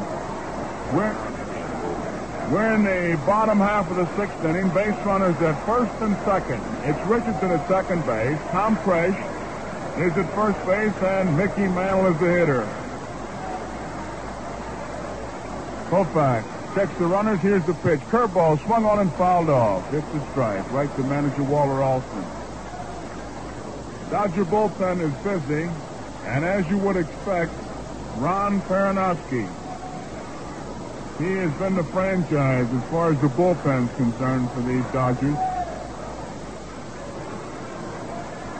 For the Yankees, Ralph Perry is warming up. Mickey Mantle, the hitter. 5-0, that's the score. Dodgers leading. Base runners on first and second. Here's the pitch. It's inside. 1 ball and 1 strike. Mantle in that batter's box, taps that plate. Koufax rubs up that baseball. Needless to say, the base on balls has gotten Koufax in trouble. One swing of this big guy's bat and that lead could be really chopped into. Koufax set the 1-1 pitch to Mantle. Curveball is low, and it's ball 2. 2 balls and 1 strike. The outfield is deep, and they play Mantle straight away. The infield is back. 1 out. 2 balls, 1 strike. Koufax ready. The runners lead off. Here's the pitch. Swung on and tapped foul right off his foot, and Mantle's down to 1 knee. For the count, 2 balls and 2 strikes. Richardson heads back for second. Tresh goes back to first. 5-0. That's the score. Dodgers are leading. We're in the bottom half of the 6th inning. Koufax taking just a little bit more time now. Mantle digging in. Koufax has struck out 11. He's got a 2-ball, 2-strike count on Mantle. Richardson is leading off second. Tresh is leading off first. Koufax shakes off a couple signs. Now he's got the one he wants. No, he doesn't either. He shakes it off again. And now Mantle calls time. Keep in mind those little telltale things. And it's a completely different pattern that Koufax has been using here in the 5th and 6th innings. Taking a little bit more time, rubbing up that ball a little bit more, checking his defense a little bit more. Now he's set. Mantle waits. Here's the 2-2 pitch. Swung on, popped up. On the right side, short right field. Out goes the second baseman, Tracewski. In comes Howard. It's Tracewski who makes the play. A nice play. The runners have to hold. Big Frank Howard in right field was looking down as he was watching Tracewski make that play. If they'd have collided, Tracewski would have hit Howard right in the belt buckle. Out. And Roger Maris is the hitter. Richardson still at second base. And Tom Tresh at first base. Maris was out on strikes, and he fouled out to the catcher, John Roseborough. Dodgers 5. Yankees nothing. We're in the bottom of the 6th. Infield back. They want to knock that ball down. Koufax at the belt, the first pitch. On the way, a curveball, a beauty. Strike 1. Time is called now as Paparella wants to take a look at that baseball. Those extra steps back that the infield can pick up when the out count runs at 2 is a big factor, as shown by Krzyzewski's ability to knock down the line drive by Boyer in that 5th inning to save a run. Koufax still has his shutout, 5-0. The pitch to Maris. Low and outside. 1 ball and 1 strike. The Shadows have just about reached the mound. As far as the stands, the light tower shadow has covered part of the mound.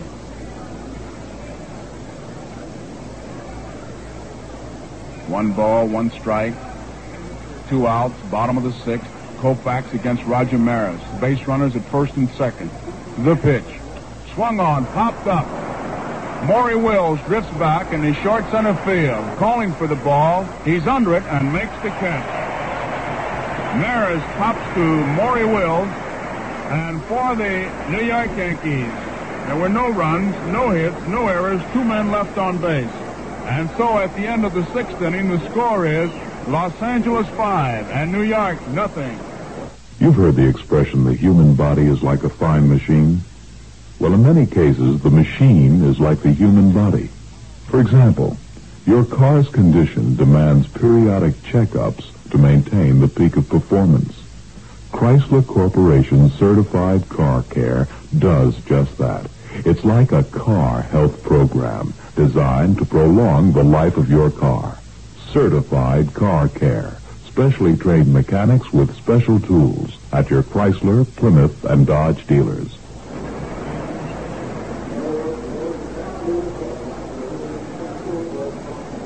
Five to nothing, the Dodgers leading the Yankees. And we pause 30 seconds for station identification.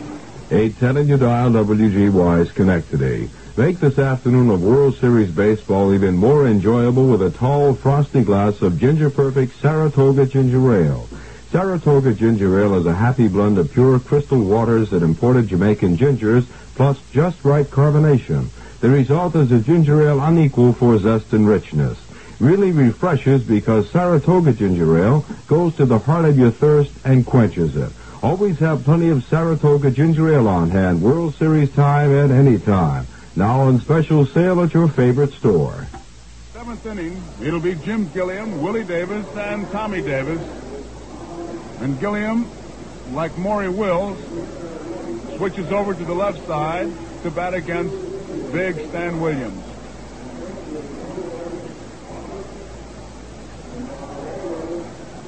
Williams looks down for a sign from his catcher, Elston Howard. The infield swings it over, plays Gilliam to pull that ball. And here's the first pitch. Fastball is outside, and it's ball 1.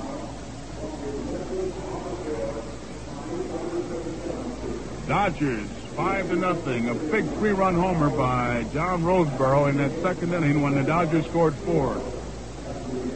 Williams delivers. It's swung on and fouled off. Trickles towards the Yankee dugout. And the count 1 ball and 1 strike. Nobody out, nobody on. Top of the 7th.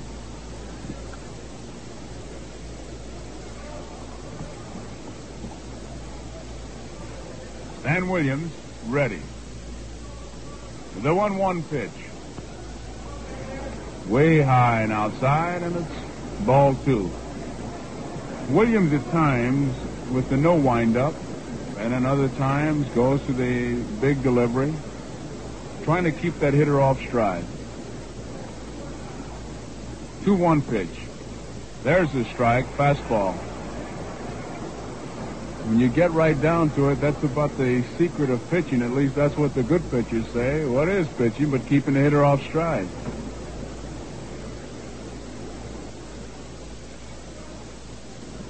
Two balls, 2 strikes to count on Jim Gilliam. Big right-hander Williams is ready. The pitch. Strike 3. Got him. Gilliam caught looking, and he knew it.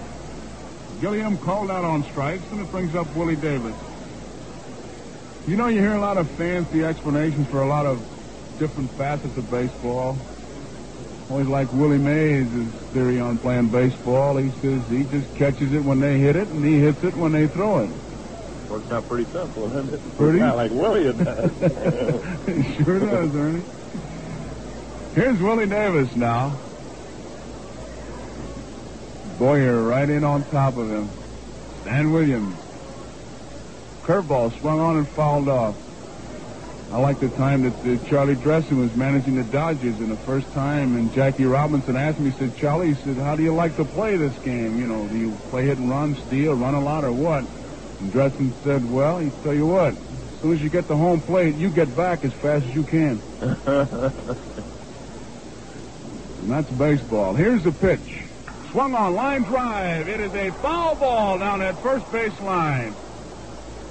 A high curveball, and Willie Davis really flew open and drilled one down at first base line, and Tom Gorman, the umpire at first base, right now, motion foul ball. John Rice, the right field foul line umpire, motion foul ball. So the count, 2 strikes, no balls. Willie Davis, there's 1 out. Dodgers are leading 5-0. Stan Williams in relief of Whitey Ford. Whitey pitched 5 innings, gave up the 5 runs the Dodgers have. Here's the 2-strike pitch by Williams to Davis. High. And it's ball 1. Elston Howard tried to sneak that one. He was going to steal a strike. Time is called now as a bullpen ball comes out on the field. In right field. 1 ball, 2 strikes. Ready again. And here's the pitch by Stan Williams. Swung on, a bouncing ball. Pepitone at first base, but it's foul. Willie Davis getting around, getting way out in front, breaks his bat. Gets a new one.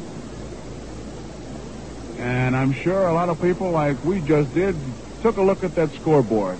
And it shows the Dodgers 5 runs on 8 hits, no errors. The Yankees, no runs, 3 hits, and no errors. The Yankees got their 3 hits in the 5th inning and did not score. A fine play by Trzaskowski prevented a score.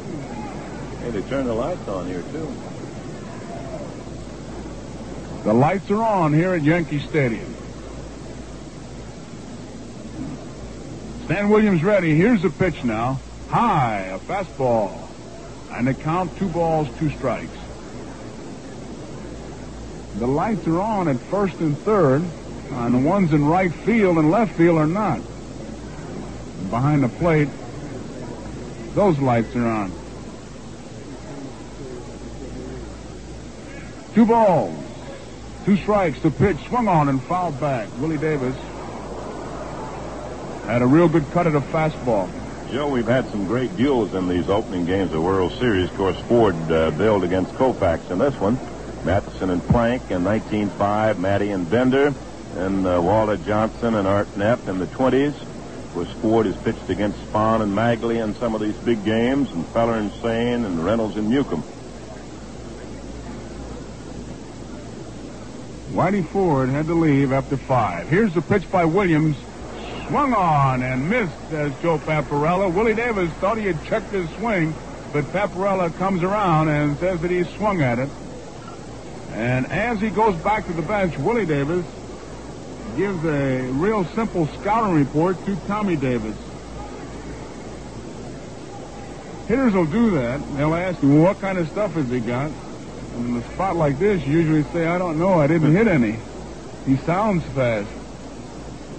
Tommy Davis, who has 2 base hits against Stan Williams for the first time in this ball game. Here's the pitch by the big right-hander. Swung on and missed, strike 1, and that ball was up in his eyes. In the Yankee bullpen, Stafford and Hamilton begin to throw.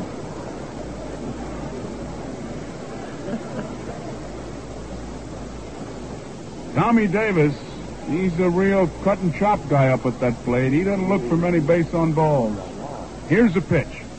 Starts to swing, watches that curveball as it stays inside, and the count goes to 1 ball and 1 strike. Davis, a very aggressive hitter, Tommy Davis. Led the National League again this year. Back-to-back he's led it. Here's the 1-1 pitch. Fastball is low. And it's 2 balls and 1 strike. The attendance, exactly 69,000 people. There's always a little bit of intrigue when it's 69,001, but it's 69 even. Here's a little looper in the right field. It's a base hit for Tommy Davis. And he has himself his 3rd base hit of the afternoon. Brings up big Frank Howard. Howard got the first hit off Whitey Ford, a booming double in left center field, came around to score, but since then, he has gone out twice. Great big guy against Stan Williams. Tommy Davis at first base. He has 3 base hits. He leads off, and here's a pitch by Stan Williams. Curveball, a let up, and it's strike 1, and that big Frank Howard, really anxious to hit, was on his tiptoes. It's one of the problems that this guy has, is Howard. He's so anxious to hit that he commits himself very soon, and Pete Reeser working with him. I tell you can make a mistake on him, maybe make him look bad, but he'll come right back and drive it into the next county. Pitch out by Elston Howard, nothing was happening. Frank Howard is so anxious to hit that Pete Reeser, his coach, said someday there's going to be a left-hander with a good move, throw over to first base, and Howard's going to swing. Tommy Davis leading off first. He's got a good lead. There he goes. Here's the pitch. Swung on and missed. Here's the throw. It is not in time. After the pitch out, Elston Howard was kind of in a box, trailing by 5 runs. He could not go to double pitch out, and Tommy Davis steals the base. That one wasn't too close either. He got a good jump, and he got in there quick. Howard swung and missed at the ball, which helped Tommy Davis a bit to count 1 ball and 2 strikes. So the first message by the Dodgers to Elston Howard was not answered, as Tommy Davis comes up with the first stolen base. And this Davis is having himself quite an afternoon. 1 ball, 2 strikes, 2 outs. The pitch to Howard is swung on and fouled right back here. So the count remains at 1 ball and 2 strikes. In fact, 3 for 4 and a stolen base in the World Series is a pretty good career.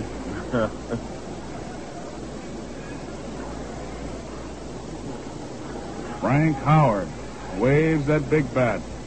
Stan Williams looks down to Elston Howard to get his sign as Tommy Davis leads off second. 5-0, Dodgers lead.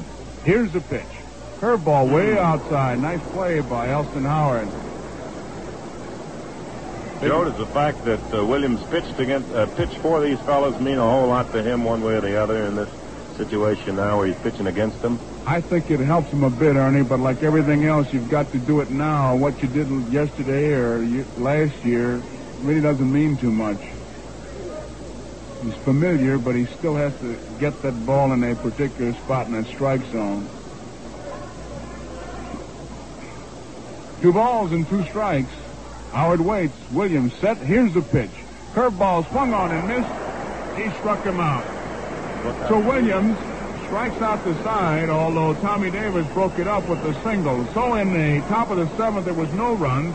There was 1 hit, no errors, and 1 man was left on base for the Los Angeles Dodgers. And so at the end of 6.5 innings, the score is Los Angeles 5 and New York nothing. Best all-around compact, Fan 64 style is the fine. Best all-around beauty. Once you get to see it, you'll know why. They call it Valiant 64 style, the smartest looking compact ever to come down the pike. Best all-around compact. Van saves you money all the way. Best all-around value. You'd be surprised how little you pay. If you want performance, you'll love Valiant Spirited Action. You'll like it zipped for 64. Best all-around compact. Prove it with the drive soon as you can. Best all-around compact. Fantasy of Plymouth dealer man. Valiant 64 style is the compact car you'll want to see and drive for sure. And why wait? Valiant 64 style is standing in your nearest Plymouth Valiant dealer showroom right now. Plan to see it this week. Bottom half of the seventh inning here at Yankee Stadium. It'll be Elston Howard, Joe Pepitone, and Clete Boyer for the New York Yankees. They trail 5-0. Boy, old Yogi's had a field day visiting down there with Moose Skowron, and I tell you, he kind of figures visiting hours are 1 to 4, and he just buzzing old Moose in between innings every chance he gets. Haven't been many base runners for these Yankees. They've only had 3 base hits. A defensive change now. Ron Fairley has gone in to play right field for the Los Angeles Dodgers. Here's the first pitch by Koufax. It swung on and missed. And Elston Howard is up there with the count of 1 strike. Ron Fairley has gone in to play right field for the Los Angeles Dodgers. Koufax ready. The pitch. Swung on and missed. 2 strikes to count on Elston Howard. Howard got the first base hit. That came in the 5th inning with 2 men out. And Koufax hung a curveball, and Howard served it in the right field. Here's the pitch. Low, and it's ball 1. 1 ball, 2 strikes. A beautiful day for baseball here at Yankee Stadium. The breeze is blowing out towards left field. I doubt if it's a factor. Pitch by Koufax. Swung on and missed. He struck him out. A slow curveball. He let up on it, and it's 12 strikeouts for Sandy Koufax. He got 3 in the first, 2 in the second, 1 in the third, 3 in the fourth, 2 in the fifth, none in the sixth, and 1 in the seventh. Boy, he has put the termites in the bat rack so far. Here is Joe Pepitone. Pepitone has one of the 3 Yankee hits. That was a single in the right field. Koufax ready. Here's the pitch. Strike. Joe Paparella behind the plate, boy, he is really getting a workout with that right hand. Koufax ready again. Slow curveball, and that was just a high hanger. And it's 1 ball and 1 strike.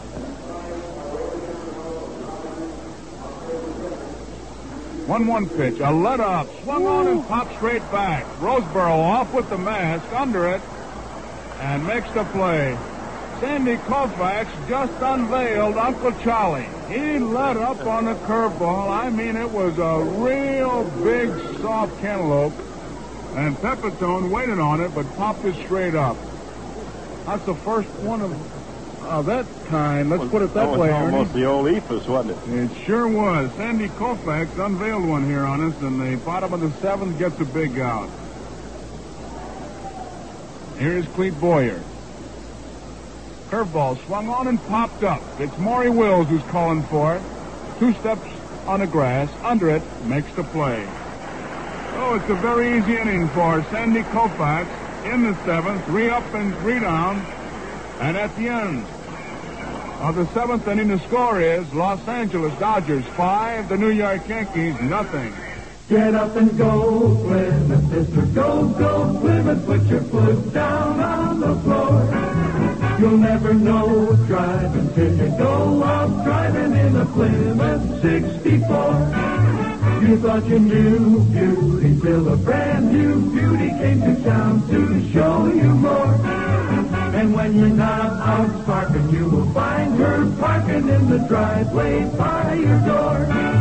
Get up and go, Plymouth, get to know Plymouth, try a Plymouth 64. Get up and go, Plymouth, sister, go, go, Plymouth, from the very day you do.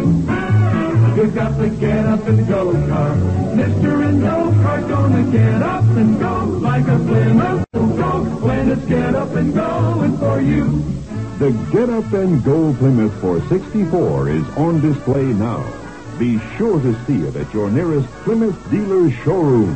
You'll be glad you did. The top half of the 8th inning, and it'll be Moose Skowron, Dick Tracewski, and John Roseboro for the Los Angeles Dodgers. John Roseboro just set a new record for putouts as far as catches are concerned. It's now 15. Elston Howard's strikeout tied it, and Joe Pepitone's pop fly that Roseboro made the play on broke it. So the catchers come in for it, as Roseboro with 15 putouts. Say is so far the outfielders for the Dodgers have really been on vacation. Here's the first pitch by Williams to Skowron, and a curveball. It's a beauty, and it's strike one. 5 runs, 9 hits, and no errors for the Dodgers. No runs, 3 hits, and no errors for the Yankees. They got those 3 hits in 1 inning. That was the 5th. Williams, another curveball. This one hangs high, and it's 1 ball and 1 strike. Whitey Ford went 5 innings, gave up 5 runs, 8 hits, struck out 4 and walked 2. 1 was intentional. The big blast was a home run by John Roseboro. That came in the 2nd inning. Swung on and missed a fastball, and Skowron is up there now with 1 ball and 2 strikes. In that 2nd inning, Frank Howard got the first hit, a double, and Skowron single, a single by Trzaskowski, and a big home run by John Roseboro. Scored 4 in that inning. Picked up another run in the 3rd. Fastball, and it moves him back. And that could have been a commercial. Skowron was just a little bit too close to the plate, and Williams wanted to move him back a little bit.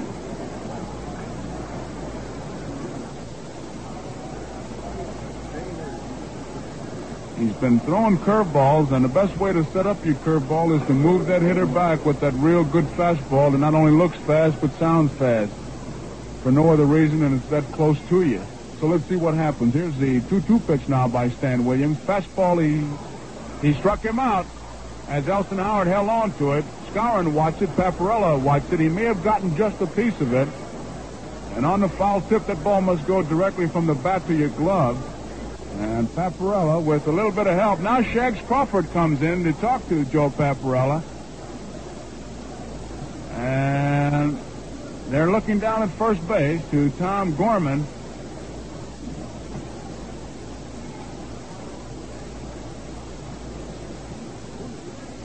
Everybody's looking up like they're checking the lights.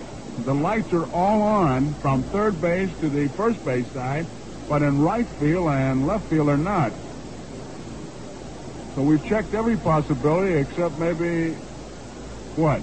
How many tickets are left for today? 69,000 here, I'll tell you that. Here's a pitch to Trzaskowski, swung on a bouncing ball to Kubek. He's got it over to first, and there are 2 outs.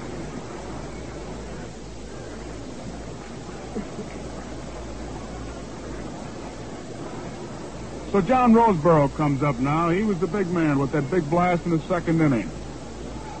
Joe Becker coaching at first base. You can hear him holler down to Roseboro. Come on, John. Pete Reeser coaching at third base. Manager Walter Alston, top step of the dugout, watching everything.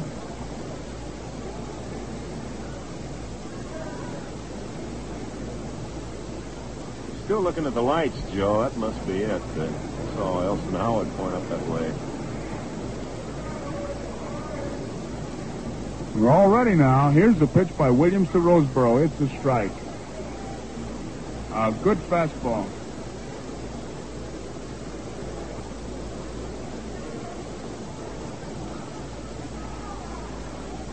Ernie, there's a kite stuck up there. Here's the pitch by Williams. It's outside, and it's 1-1. Beyond third base, in the light, there's a kite up there. And I'm not going to volunteer to get down with you. And I kind of wonder if that's what they're looking for. Boy, if they make a ground rule, any ball hits that kite, I'd make it in play, even though it'd be a foul ball. Here's the 1-1 pitch by Stan Williams to Roseboro. Popped up foul out of play. I'll never forget at home plate one day in Forbes Field. Charlie Grimm was managing Milwaukee, and a helicopter flew over the field, and Grimm asked the umpires if the ball hits the helicopter, is it in play? I thought that Beans Reardon would scream. Well, Beansy probably went up as high as a helicopter right then, didn't he? 1 ball, 2 strikes. On John Roseboro, there are 2 outs. Nobody on. Dodgers are leading 5-0. We're in the top of the 8th. Stan Williams ready. Here's the pitch. A let-up. Swung on and missed. He got him. Looked like a pound ball. It was a let-up pitch to see him grip it. And Williams has struck out 5 as he gets a 1-2-3 inning here in the 8th inning. The Dodgers go down in order, and at the bottom half of the 8th inning, the score, the Los Angeles Dodgers 5 and the New York Yankees nothing. Best all around compact, tops them all again in 64. Best all around value, Valiant is the car that offers more. Yes, again in 64, Valiant offers more of everything you want in a compact car. Smart new styling, hot performance, economy of operation, and quality engineering by Chrysler Corporation. So if you want the best in compact car driving, plus the satisfaction of big car quality, see and drive the new 64 Valiant at your earliest opportunity. Best all around compact, Valiant 64 styles hard to beat. Best all around compact, best looking compact on the street. Valiant. And why wait? Valiant 64 style is standing in your nearest Plymouth Valiant dealer showroom right now. Plan to see it and drive it this week. We're going to have a pinch hitter for the Yankees here as we go into the bottom half of the 8th inning. It'll be Phil Linz, who had a .269 batting average on the year, a right-handed hitter. Utility infielder, outfielder, and what have you. Gets that bat on that ball. A tough guy to strike out. Doesn't swing hard, just kind of lays that bat on the ball, and Koufax is ready. The pitch to Linz is high, and it's ball one. It was a conference between innings by Joe Paparella, the plate umpire, and Commissioner Ford Frick. Low and outside, and it's ball two. Wally Moon and Waller Alston trying to get the defense to shift around towards the right field line. Ron Fairley, they want him to shift over and come in a little shallow, as they also want Trzaskowski, the second baseman, to move over. Skowron is in shallow, as is Gilliam at third. There's a strike.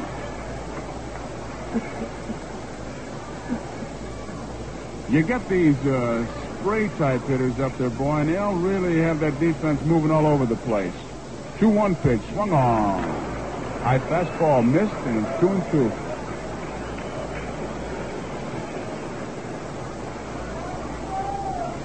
Sandy Koufax, who has struck out 12. 2-2 pitch to Phil Linz on the way. Swung on, popped up foul. Down the third base line. Jim Gilliam near the stands. Does he have a play? He does not. It's in the stands. And the count remains at 2 balls and 2 strikes. It's a high sky here. And it's a tough play. A pop foul. It's easy to lose it. There are no little clouds up there, those little angels that'll help you. And Maury Wills checking with Gilliam to see if he had that ball all the way. Ball players like to see those little clouds up there. That's the kind of weather report they look for.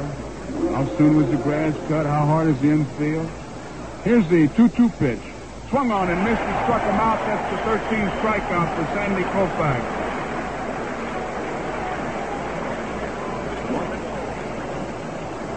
He's got one more to go to tie it. And Carl Erskine has the record 14. Koufax has 13. And here is Tony Kubek. Koufax delivers a curveball, fouled off, and Kubek was way out in front. Joe, that record by Erskine was set on this same date just 10 years ago, exactly, October the 2.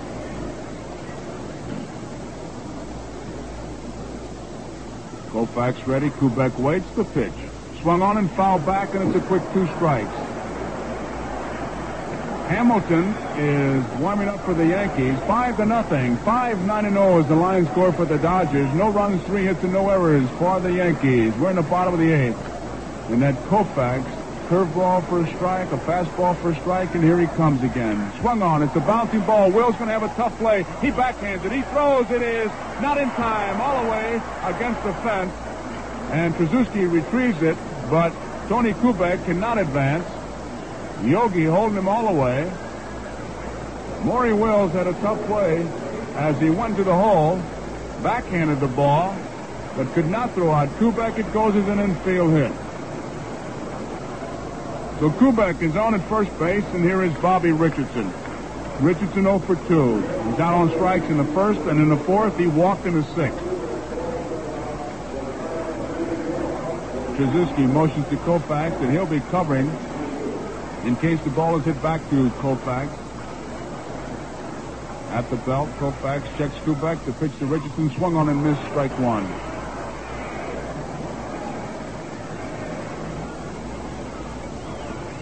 The good ball player always lets the other fellow know what he's doing, and Trzaski did just that. Here's the one strike pitch, swung on and missed, and a strike two as Koufax is just rearing back and firing. Boy, speed is great on both ends. If you're in the outfield and you misjudge the ball, you can outrun your mistake and make the play. If you're fast and mound and you pitch wrong, that speed will get you out of it. Here's the two-strike pitch, swung on and missed, he struck him out, and there's the 14th strikeout of the ball game for Sandy Koufax. And these fans here at Yankee Stadium certainly aware that Koufax has just tied Carl Erskine's record, as many of them are giving the left-hander a standing ovation. And it's 16 putouts. Roseboro, everybody's in the act. Here's the pitch to Trey, swung on. This could be trouble down the left field line. That ball is out of here. A home run for Tom Fresh.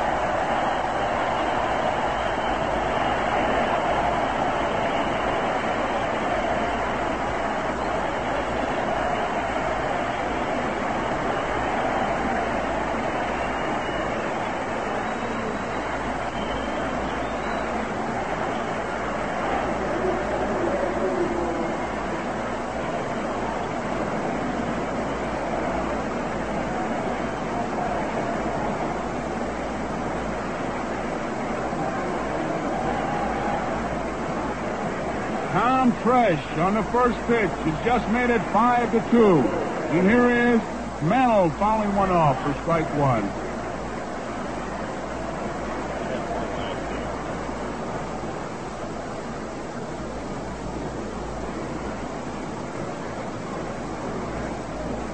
Mickey Mantle waiting in that batter's box. 5-2 now. Koufax ready to pitch. Curveball high, and it's 1 ball and 1 strike. Tom Fresh, a home run into the seats in left field. Here's the 1-1 pitch. Curveball is low, and it's ball 2. Apparella takes a look at that ball.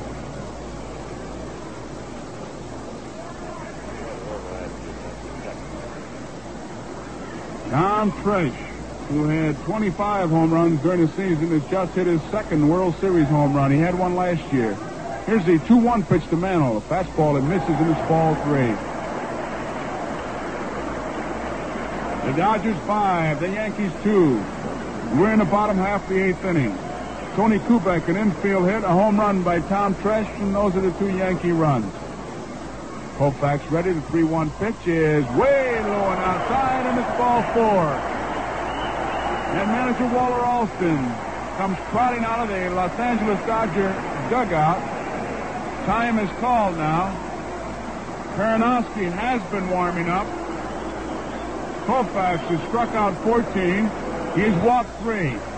The line score, the Dodgers have 5 runs, 9 hits, and no errors. The Yankees have 2 runs, 5 hits, and no errors.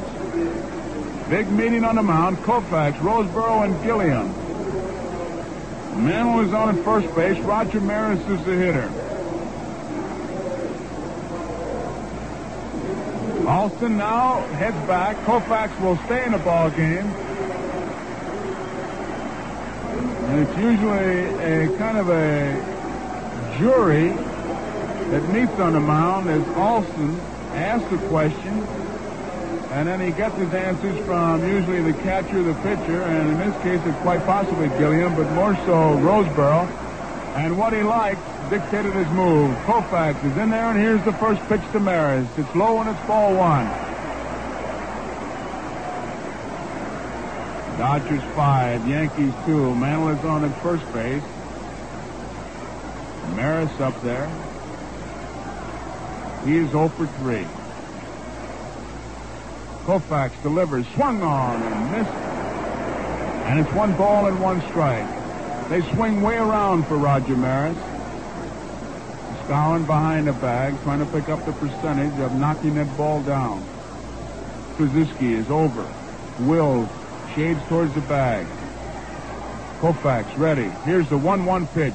Swung on a bouncing ball. Krzyzewski at second has it. The flip to first is in time. Maris bounces out from Krzyzewski to Skowron. That ends the 8th inning. And the Yankees scored 2 runs.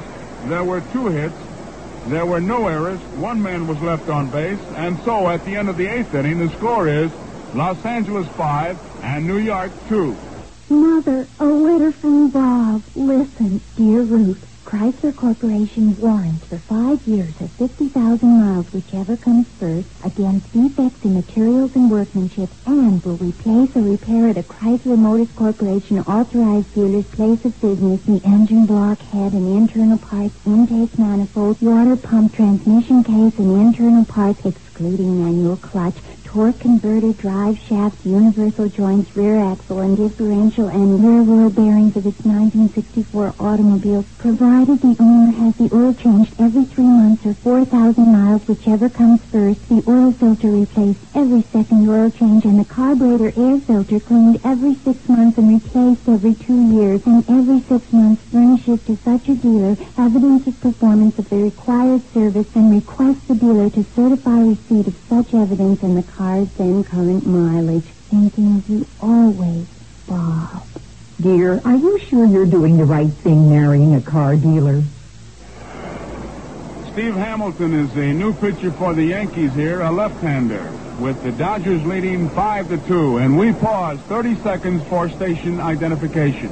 810 and you dial WGY Schenectady. A baseball star is someone with that certain something that wins ball games. If you want to be the star attraction in your home, keep plenty of Saratoga ginger ale on hand and serve it often. When you're tense and need relaxing, or friends call and you all get to feel thirsty, take a refreshing, relaxing, thirst-quenching drink of Saratoga ginger ale.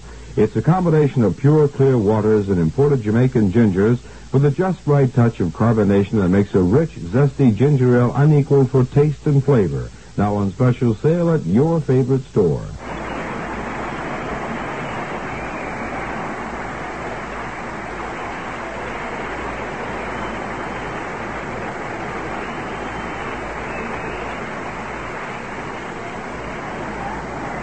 The applause for Sandy Koufax, who, as the scoreboard in right center field, tells all the fans here at Yankee Stadium, 69,000 even, that Koufax, with 14 strikeouts, ties the World Series record. He has the bottom of the 9th to go to see if he can break it. Right now, he's the hitter against Steve Hamilton, a left-hander. Delivers, and Koufax swings and misses. And now he talks to Paparella as if to say, you know, I had a cut at that ball, but I think I was swinging at his elbow, because he was about 20 minutes in front of that ball. The left-hander delivers a curveball, and Koufax takes it low, and it's 1 ball and 1 strike. This Hamilton, a big guy. He's got some elbows, too, talking about elbows. He's all angles, isn't he? Tell you, Ernie, when you hit against a guy like that, you don't know if you're hitting fingernails, elbows, kneecaps. Everything with that baseball. Here he comes again, the 1-1 pitch. It's a strike, a good fastball.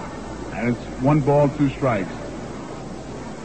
5 runs, 9 hits, no errors for the Dodgers in this ball game so far. 2 runs, 5 hits, no errors for the Yankees. Home run by Roseboro and 1 by Tresh. Curveball, swung on and missed, and Koufax is out of there. These Yankee pitchers have struck out 10.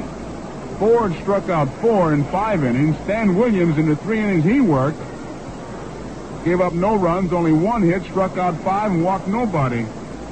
So we've had a lot of strikeouts, 24 of them so far, both clubs. Here's Maury Wills. Swung on, popped up foul, out of play.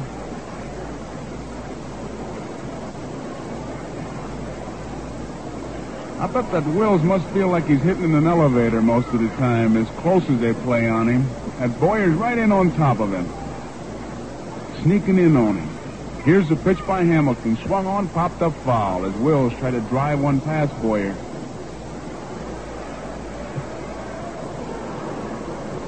Two strikes, no balls. There's one out. We're in the top of the ninth, the first game of the 1963 World Series. And the Dodgers are leading 5-2. 4 runs in the second, 1 in the third for the Dodgers. 2-run homer by Tresh in the eighth. That's the score. And here's the pitch outside as he wasted one. Whitey Ford started, Stan Williams, and now Hamilton. Koufax all the way for the Dodgers so far. Hamilton ready. The pitch to Wills is on the way. It's outside, and it's 2-2. He tried to nip that corner. You could see Elston Howard give that target to the outside part of the plate. And this is as far as Hamilton wants to go. He wants to get a decision on 2-2, and here it is. Fly ball, right field. Over near the line is Roger Maris. He's there. He makes the play. Maury Wills flirting with that very friendly right field fence here. But Maris was there. You know, usually in a ballpark, when you walk in to work a ball game, you look for the one field that you want to stay away from, and which is your outfield, where you want to get your outs. And, of course, here in Yankee Stadium, the field that you want to stay away from is a right field corner. And a big part, left center and right center, is the spot you want to hit it. Let those guys hit that ball. Here's Gilliam. Strike is called. The Dodger pitchers complained about when they were pitching in the Coliseum. There's no way you can get away from that short fence they had. Gilliam waits, Hamilton delivers, and it's low, and it's 1-1. 1 ball, 1 strike, 2 outs. Gilliam waves that bat, waits. Here's a 1-1 pitch. Swung on, hot shot, right at Kubek. He's got it. Here's the long throw. They get him. 1-2-3 for the Dodgers in the ninth as Kubek gets Gilliam. So, as we go into the bottom half of the ninth inning, the score, it's the Los Angeles Dodgers 5, the New York Yankees 2.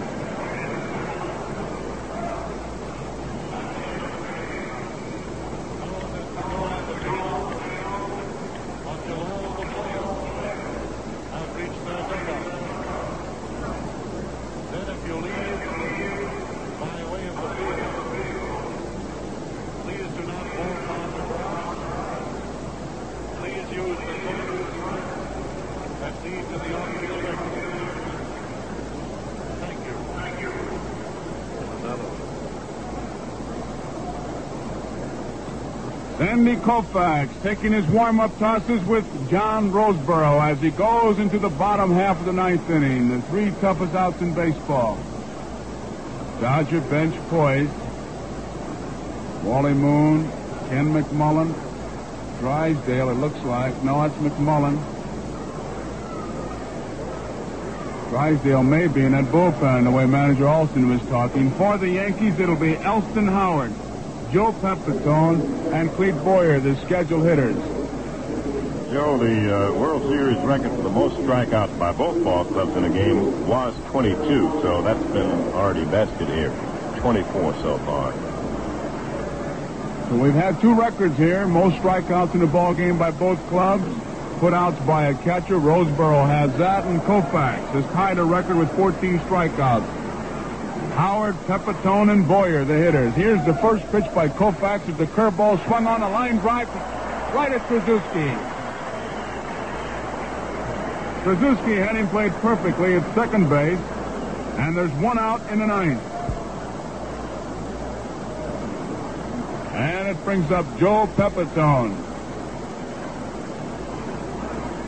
5 runs, 9 hits, no errors for the Dodgers. 2 runs, 5 hits, no errors for the Yankees. That's the line score. 1 out here in the bottom half of the ninth inning. Joe Pepitone, who is 1 for 3, waits the pitch by Koufax. There's a curveball and misses. It's ball 1. Boy, there's no doubt about this Koufax curveball when he snaps it off.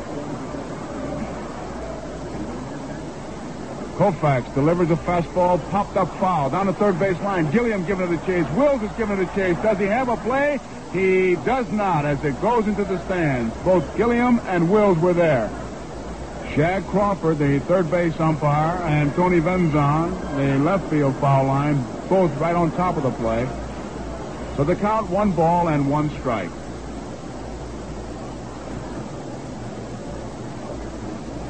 Everybody back in their positions now. Koufax checks the defense, shakes off the sign. Takes a pinch at the rosin bag. Building up to the payoff, and you can feel it. Here's the 1-1 pitch, curveball. And listen to the crowd. Can't help but think, boy, that fella that said that's an optical illusion, he just never has seen Koufax or tried to hit him. Here's the 2-1 pitch. Swung on and missed, and strike 2, a high fastball. Koufax is tied the record of Carl Erskine with 14 strikeouts. He has Joe Pepitone with 2 balls, 2 strikes. Koufax has it signed, the 2-2 pitch, popped up. And back of the plate, it's out of play. Pepitone stays alive. Roseboro gave it a good chase. That was a high fastball. 5-2, the Dodgers are leading the New York Yankees in the opener here. Tomorrow's ball game, it'll be 2 left-handers again. Johnny Padres for the Dodgers. It'll be Al Downing for the Yankees. Koufax ready. The 2-2 pitch, a curveball, hitting the right field. It's a base hit. Joe Pepitone singles the right field, fairly up with that ball. And Pepitone stops at first. He has his second base hit of the afternoon. And that brings up Clete Boyer. Joe, here's the only fellow that Koufax has not struck out. He's gotten everybody, excluding the pitchers and pinch hitters, except this guy right here. Boyer, the hitter. Harry Bright has come out of the Yankee dugout. He'll be the pinch hitter. Lopez was used in the 5th inning. Koufax struck him out. Linz was used in the 8th inning, and Koufax struck him out. And as Ernie has just pointed out, Boyer is the only one he hadn't been able to get. Here's the pitch by Koufax. It's swung on and it's missed. Strike 1. Koufax rearing back and pouring on that cold. He's reaching back. Pepitone leads off first. Koufax checks him, delivers, swung on, fly ball, center field. Willie Davis is going back. He's there and makes the play. Boyer flies to Willie Davis in center field. Pepitone scoots back to first. There are 2 outs, and Harry Bright, the pinch hitter.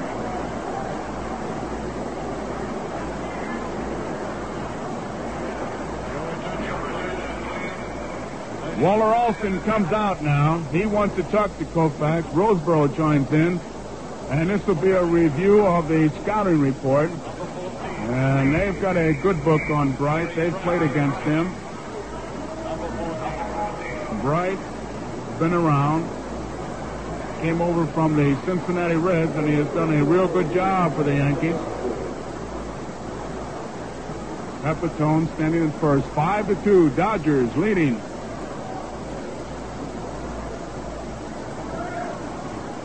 Koufax ready, delivers, swung on and missed it. Strike 1, a fastball.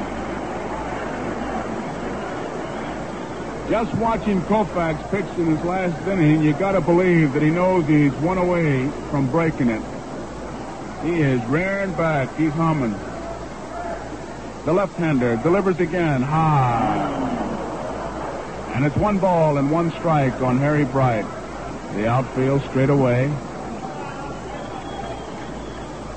Dodgers 5, Yankees 2. Koufax delivers high, and it's ball 2. Koufax against Harry Bright, big man for these Yankees. A tying run is still on the bench as far as the Dodgers are concerned. Bright has to get on. Here's the 2-1 pitch, swung on and missed. He struck him out. And the tension builds here. 2 balls, 2 strikes, 2 outs. 5-2. Sandy Koufax, who has tied Carl Erskine's record with 14 strikeouts. Once again, within one pitch of breaking it. Koufax at the belt. And here's the 2-2 pitch. Tapped on the third base line. It is rolling foul. A foul ball. Harry Bright was fooled on the pitch, but just got a piece of it and stays alive. Bright, a real battler up there. You could just see him flick that bat. Comes back now and gets that bat from the bat boy. Yogi Berra coaching at first. Frank Crosetti is coaching at third. Both hollering encouragement to Harry Bright to keep it alive. 2 men out, 2 balls, 2 strikes to count. Koufax has struck out 14. That ties Erskine's record. The left-hander gets a pinch of the rosin bag. Takes a look down at Roseboro. Checks the base runner Pepitone at the belt. Here's the 2-2 pitch to Bright. Is swung on and missed. Struck him out. And look at those Dodgers come running out. Roseboro congratulates Koufax as the Dodgers have just beat the Yankees in the first game of the 1963 World Series by the score of 5-2, with Koufax setting a new strikeout record.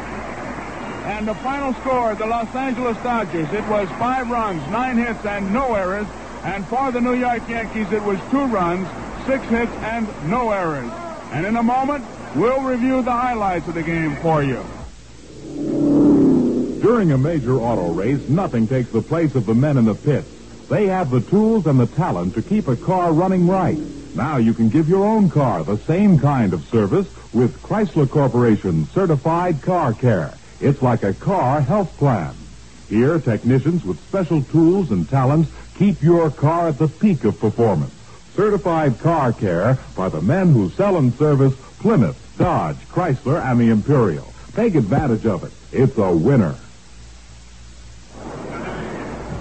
The Yankees in the first game in defeat 5-2 at the hands of the Los Angeles Dodgers and Sandy Koufax. The Dodgers 5-2 over the Yankees, and Sandy Koufax, with that strikeout of Harry Bright, sets a new strikeout record. He struck out 15, and Ernie, from the very beginning when he struck out the side in that first inning, it looked like Koufax had it.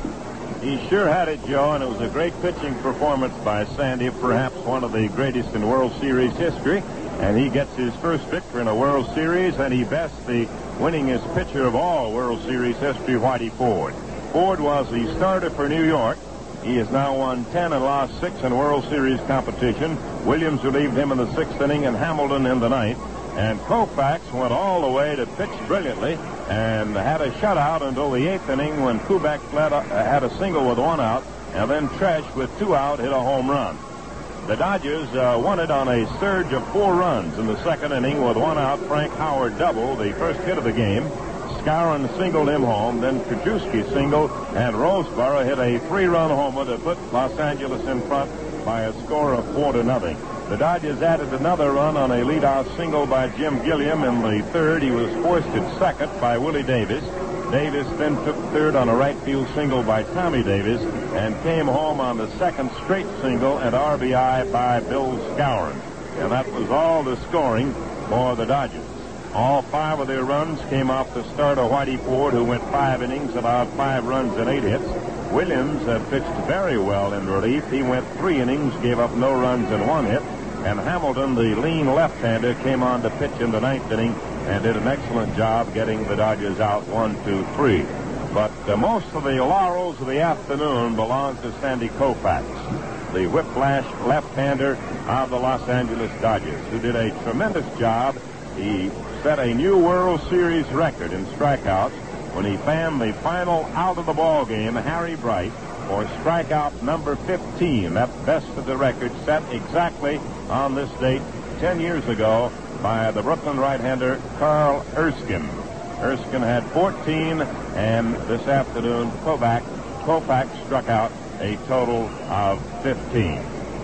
So the totals, 5 runs, 9 hits, and no errors for the Los Angeles Dodgers. The New York Yankees had 2 runs, 6 hits, and they made no errors. Our producer today, Len Dillon, our engineer, George Robinson. This broadcast authorized under broadcasting rights granted by the Commissioner of Baseball solely for the entertainment of our listening audience, and any publication regarding broadcast or other use of the description and accounts of this game without the express consent of the Commissioner is prohibited. That wraps up the first game of the 1963 World Series. Be with us again tomorrow here at Yankee Stadium at 12:45 for the second game of the World Series, when your host, as today, again will be the Chrysler Corporation, makers of the all-new 1964 Dodge, and the Gillette Safety Razor Company, world leader in shaving. Now, this is Ernie Harwell along with Joe Garagiola saying the score once again was the Los Angeles Dodgers 5 and the New York Yankees 2. This is the NBC Radio Network.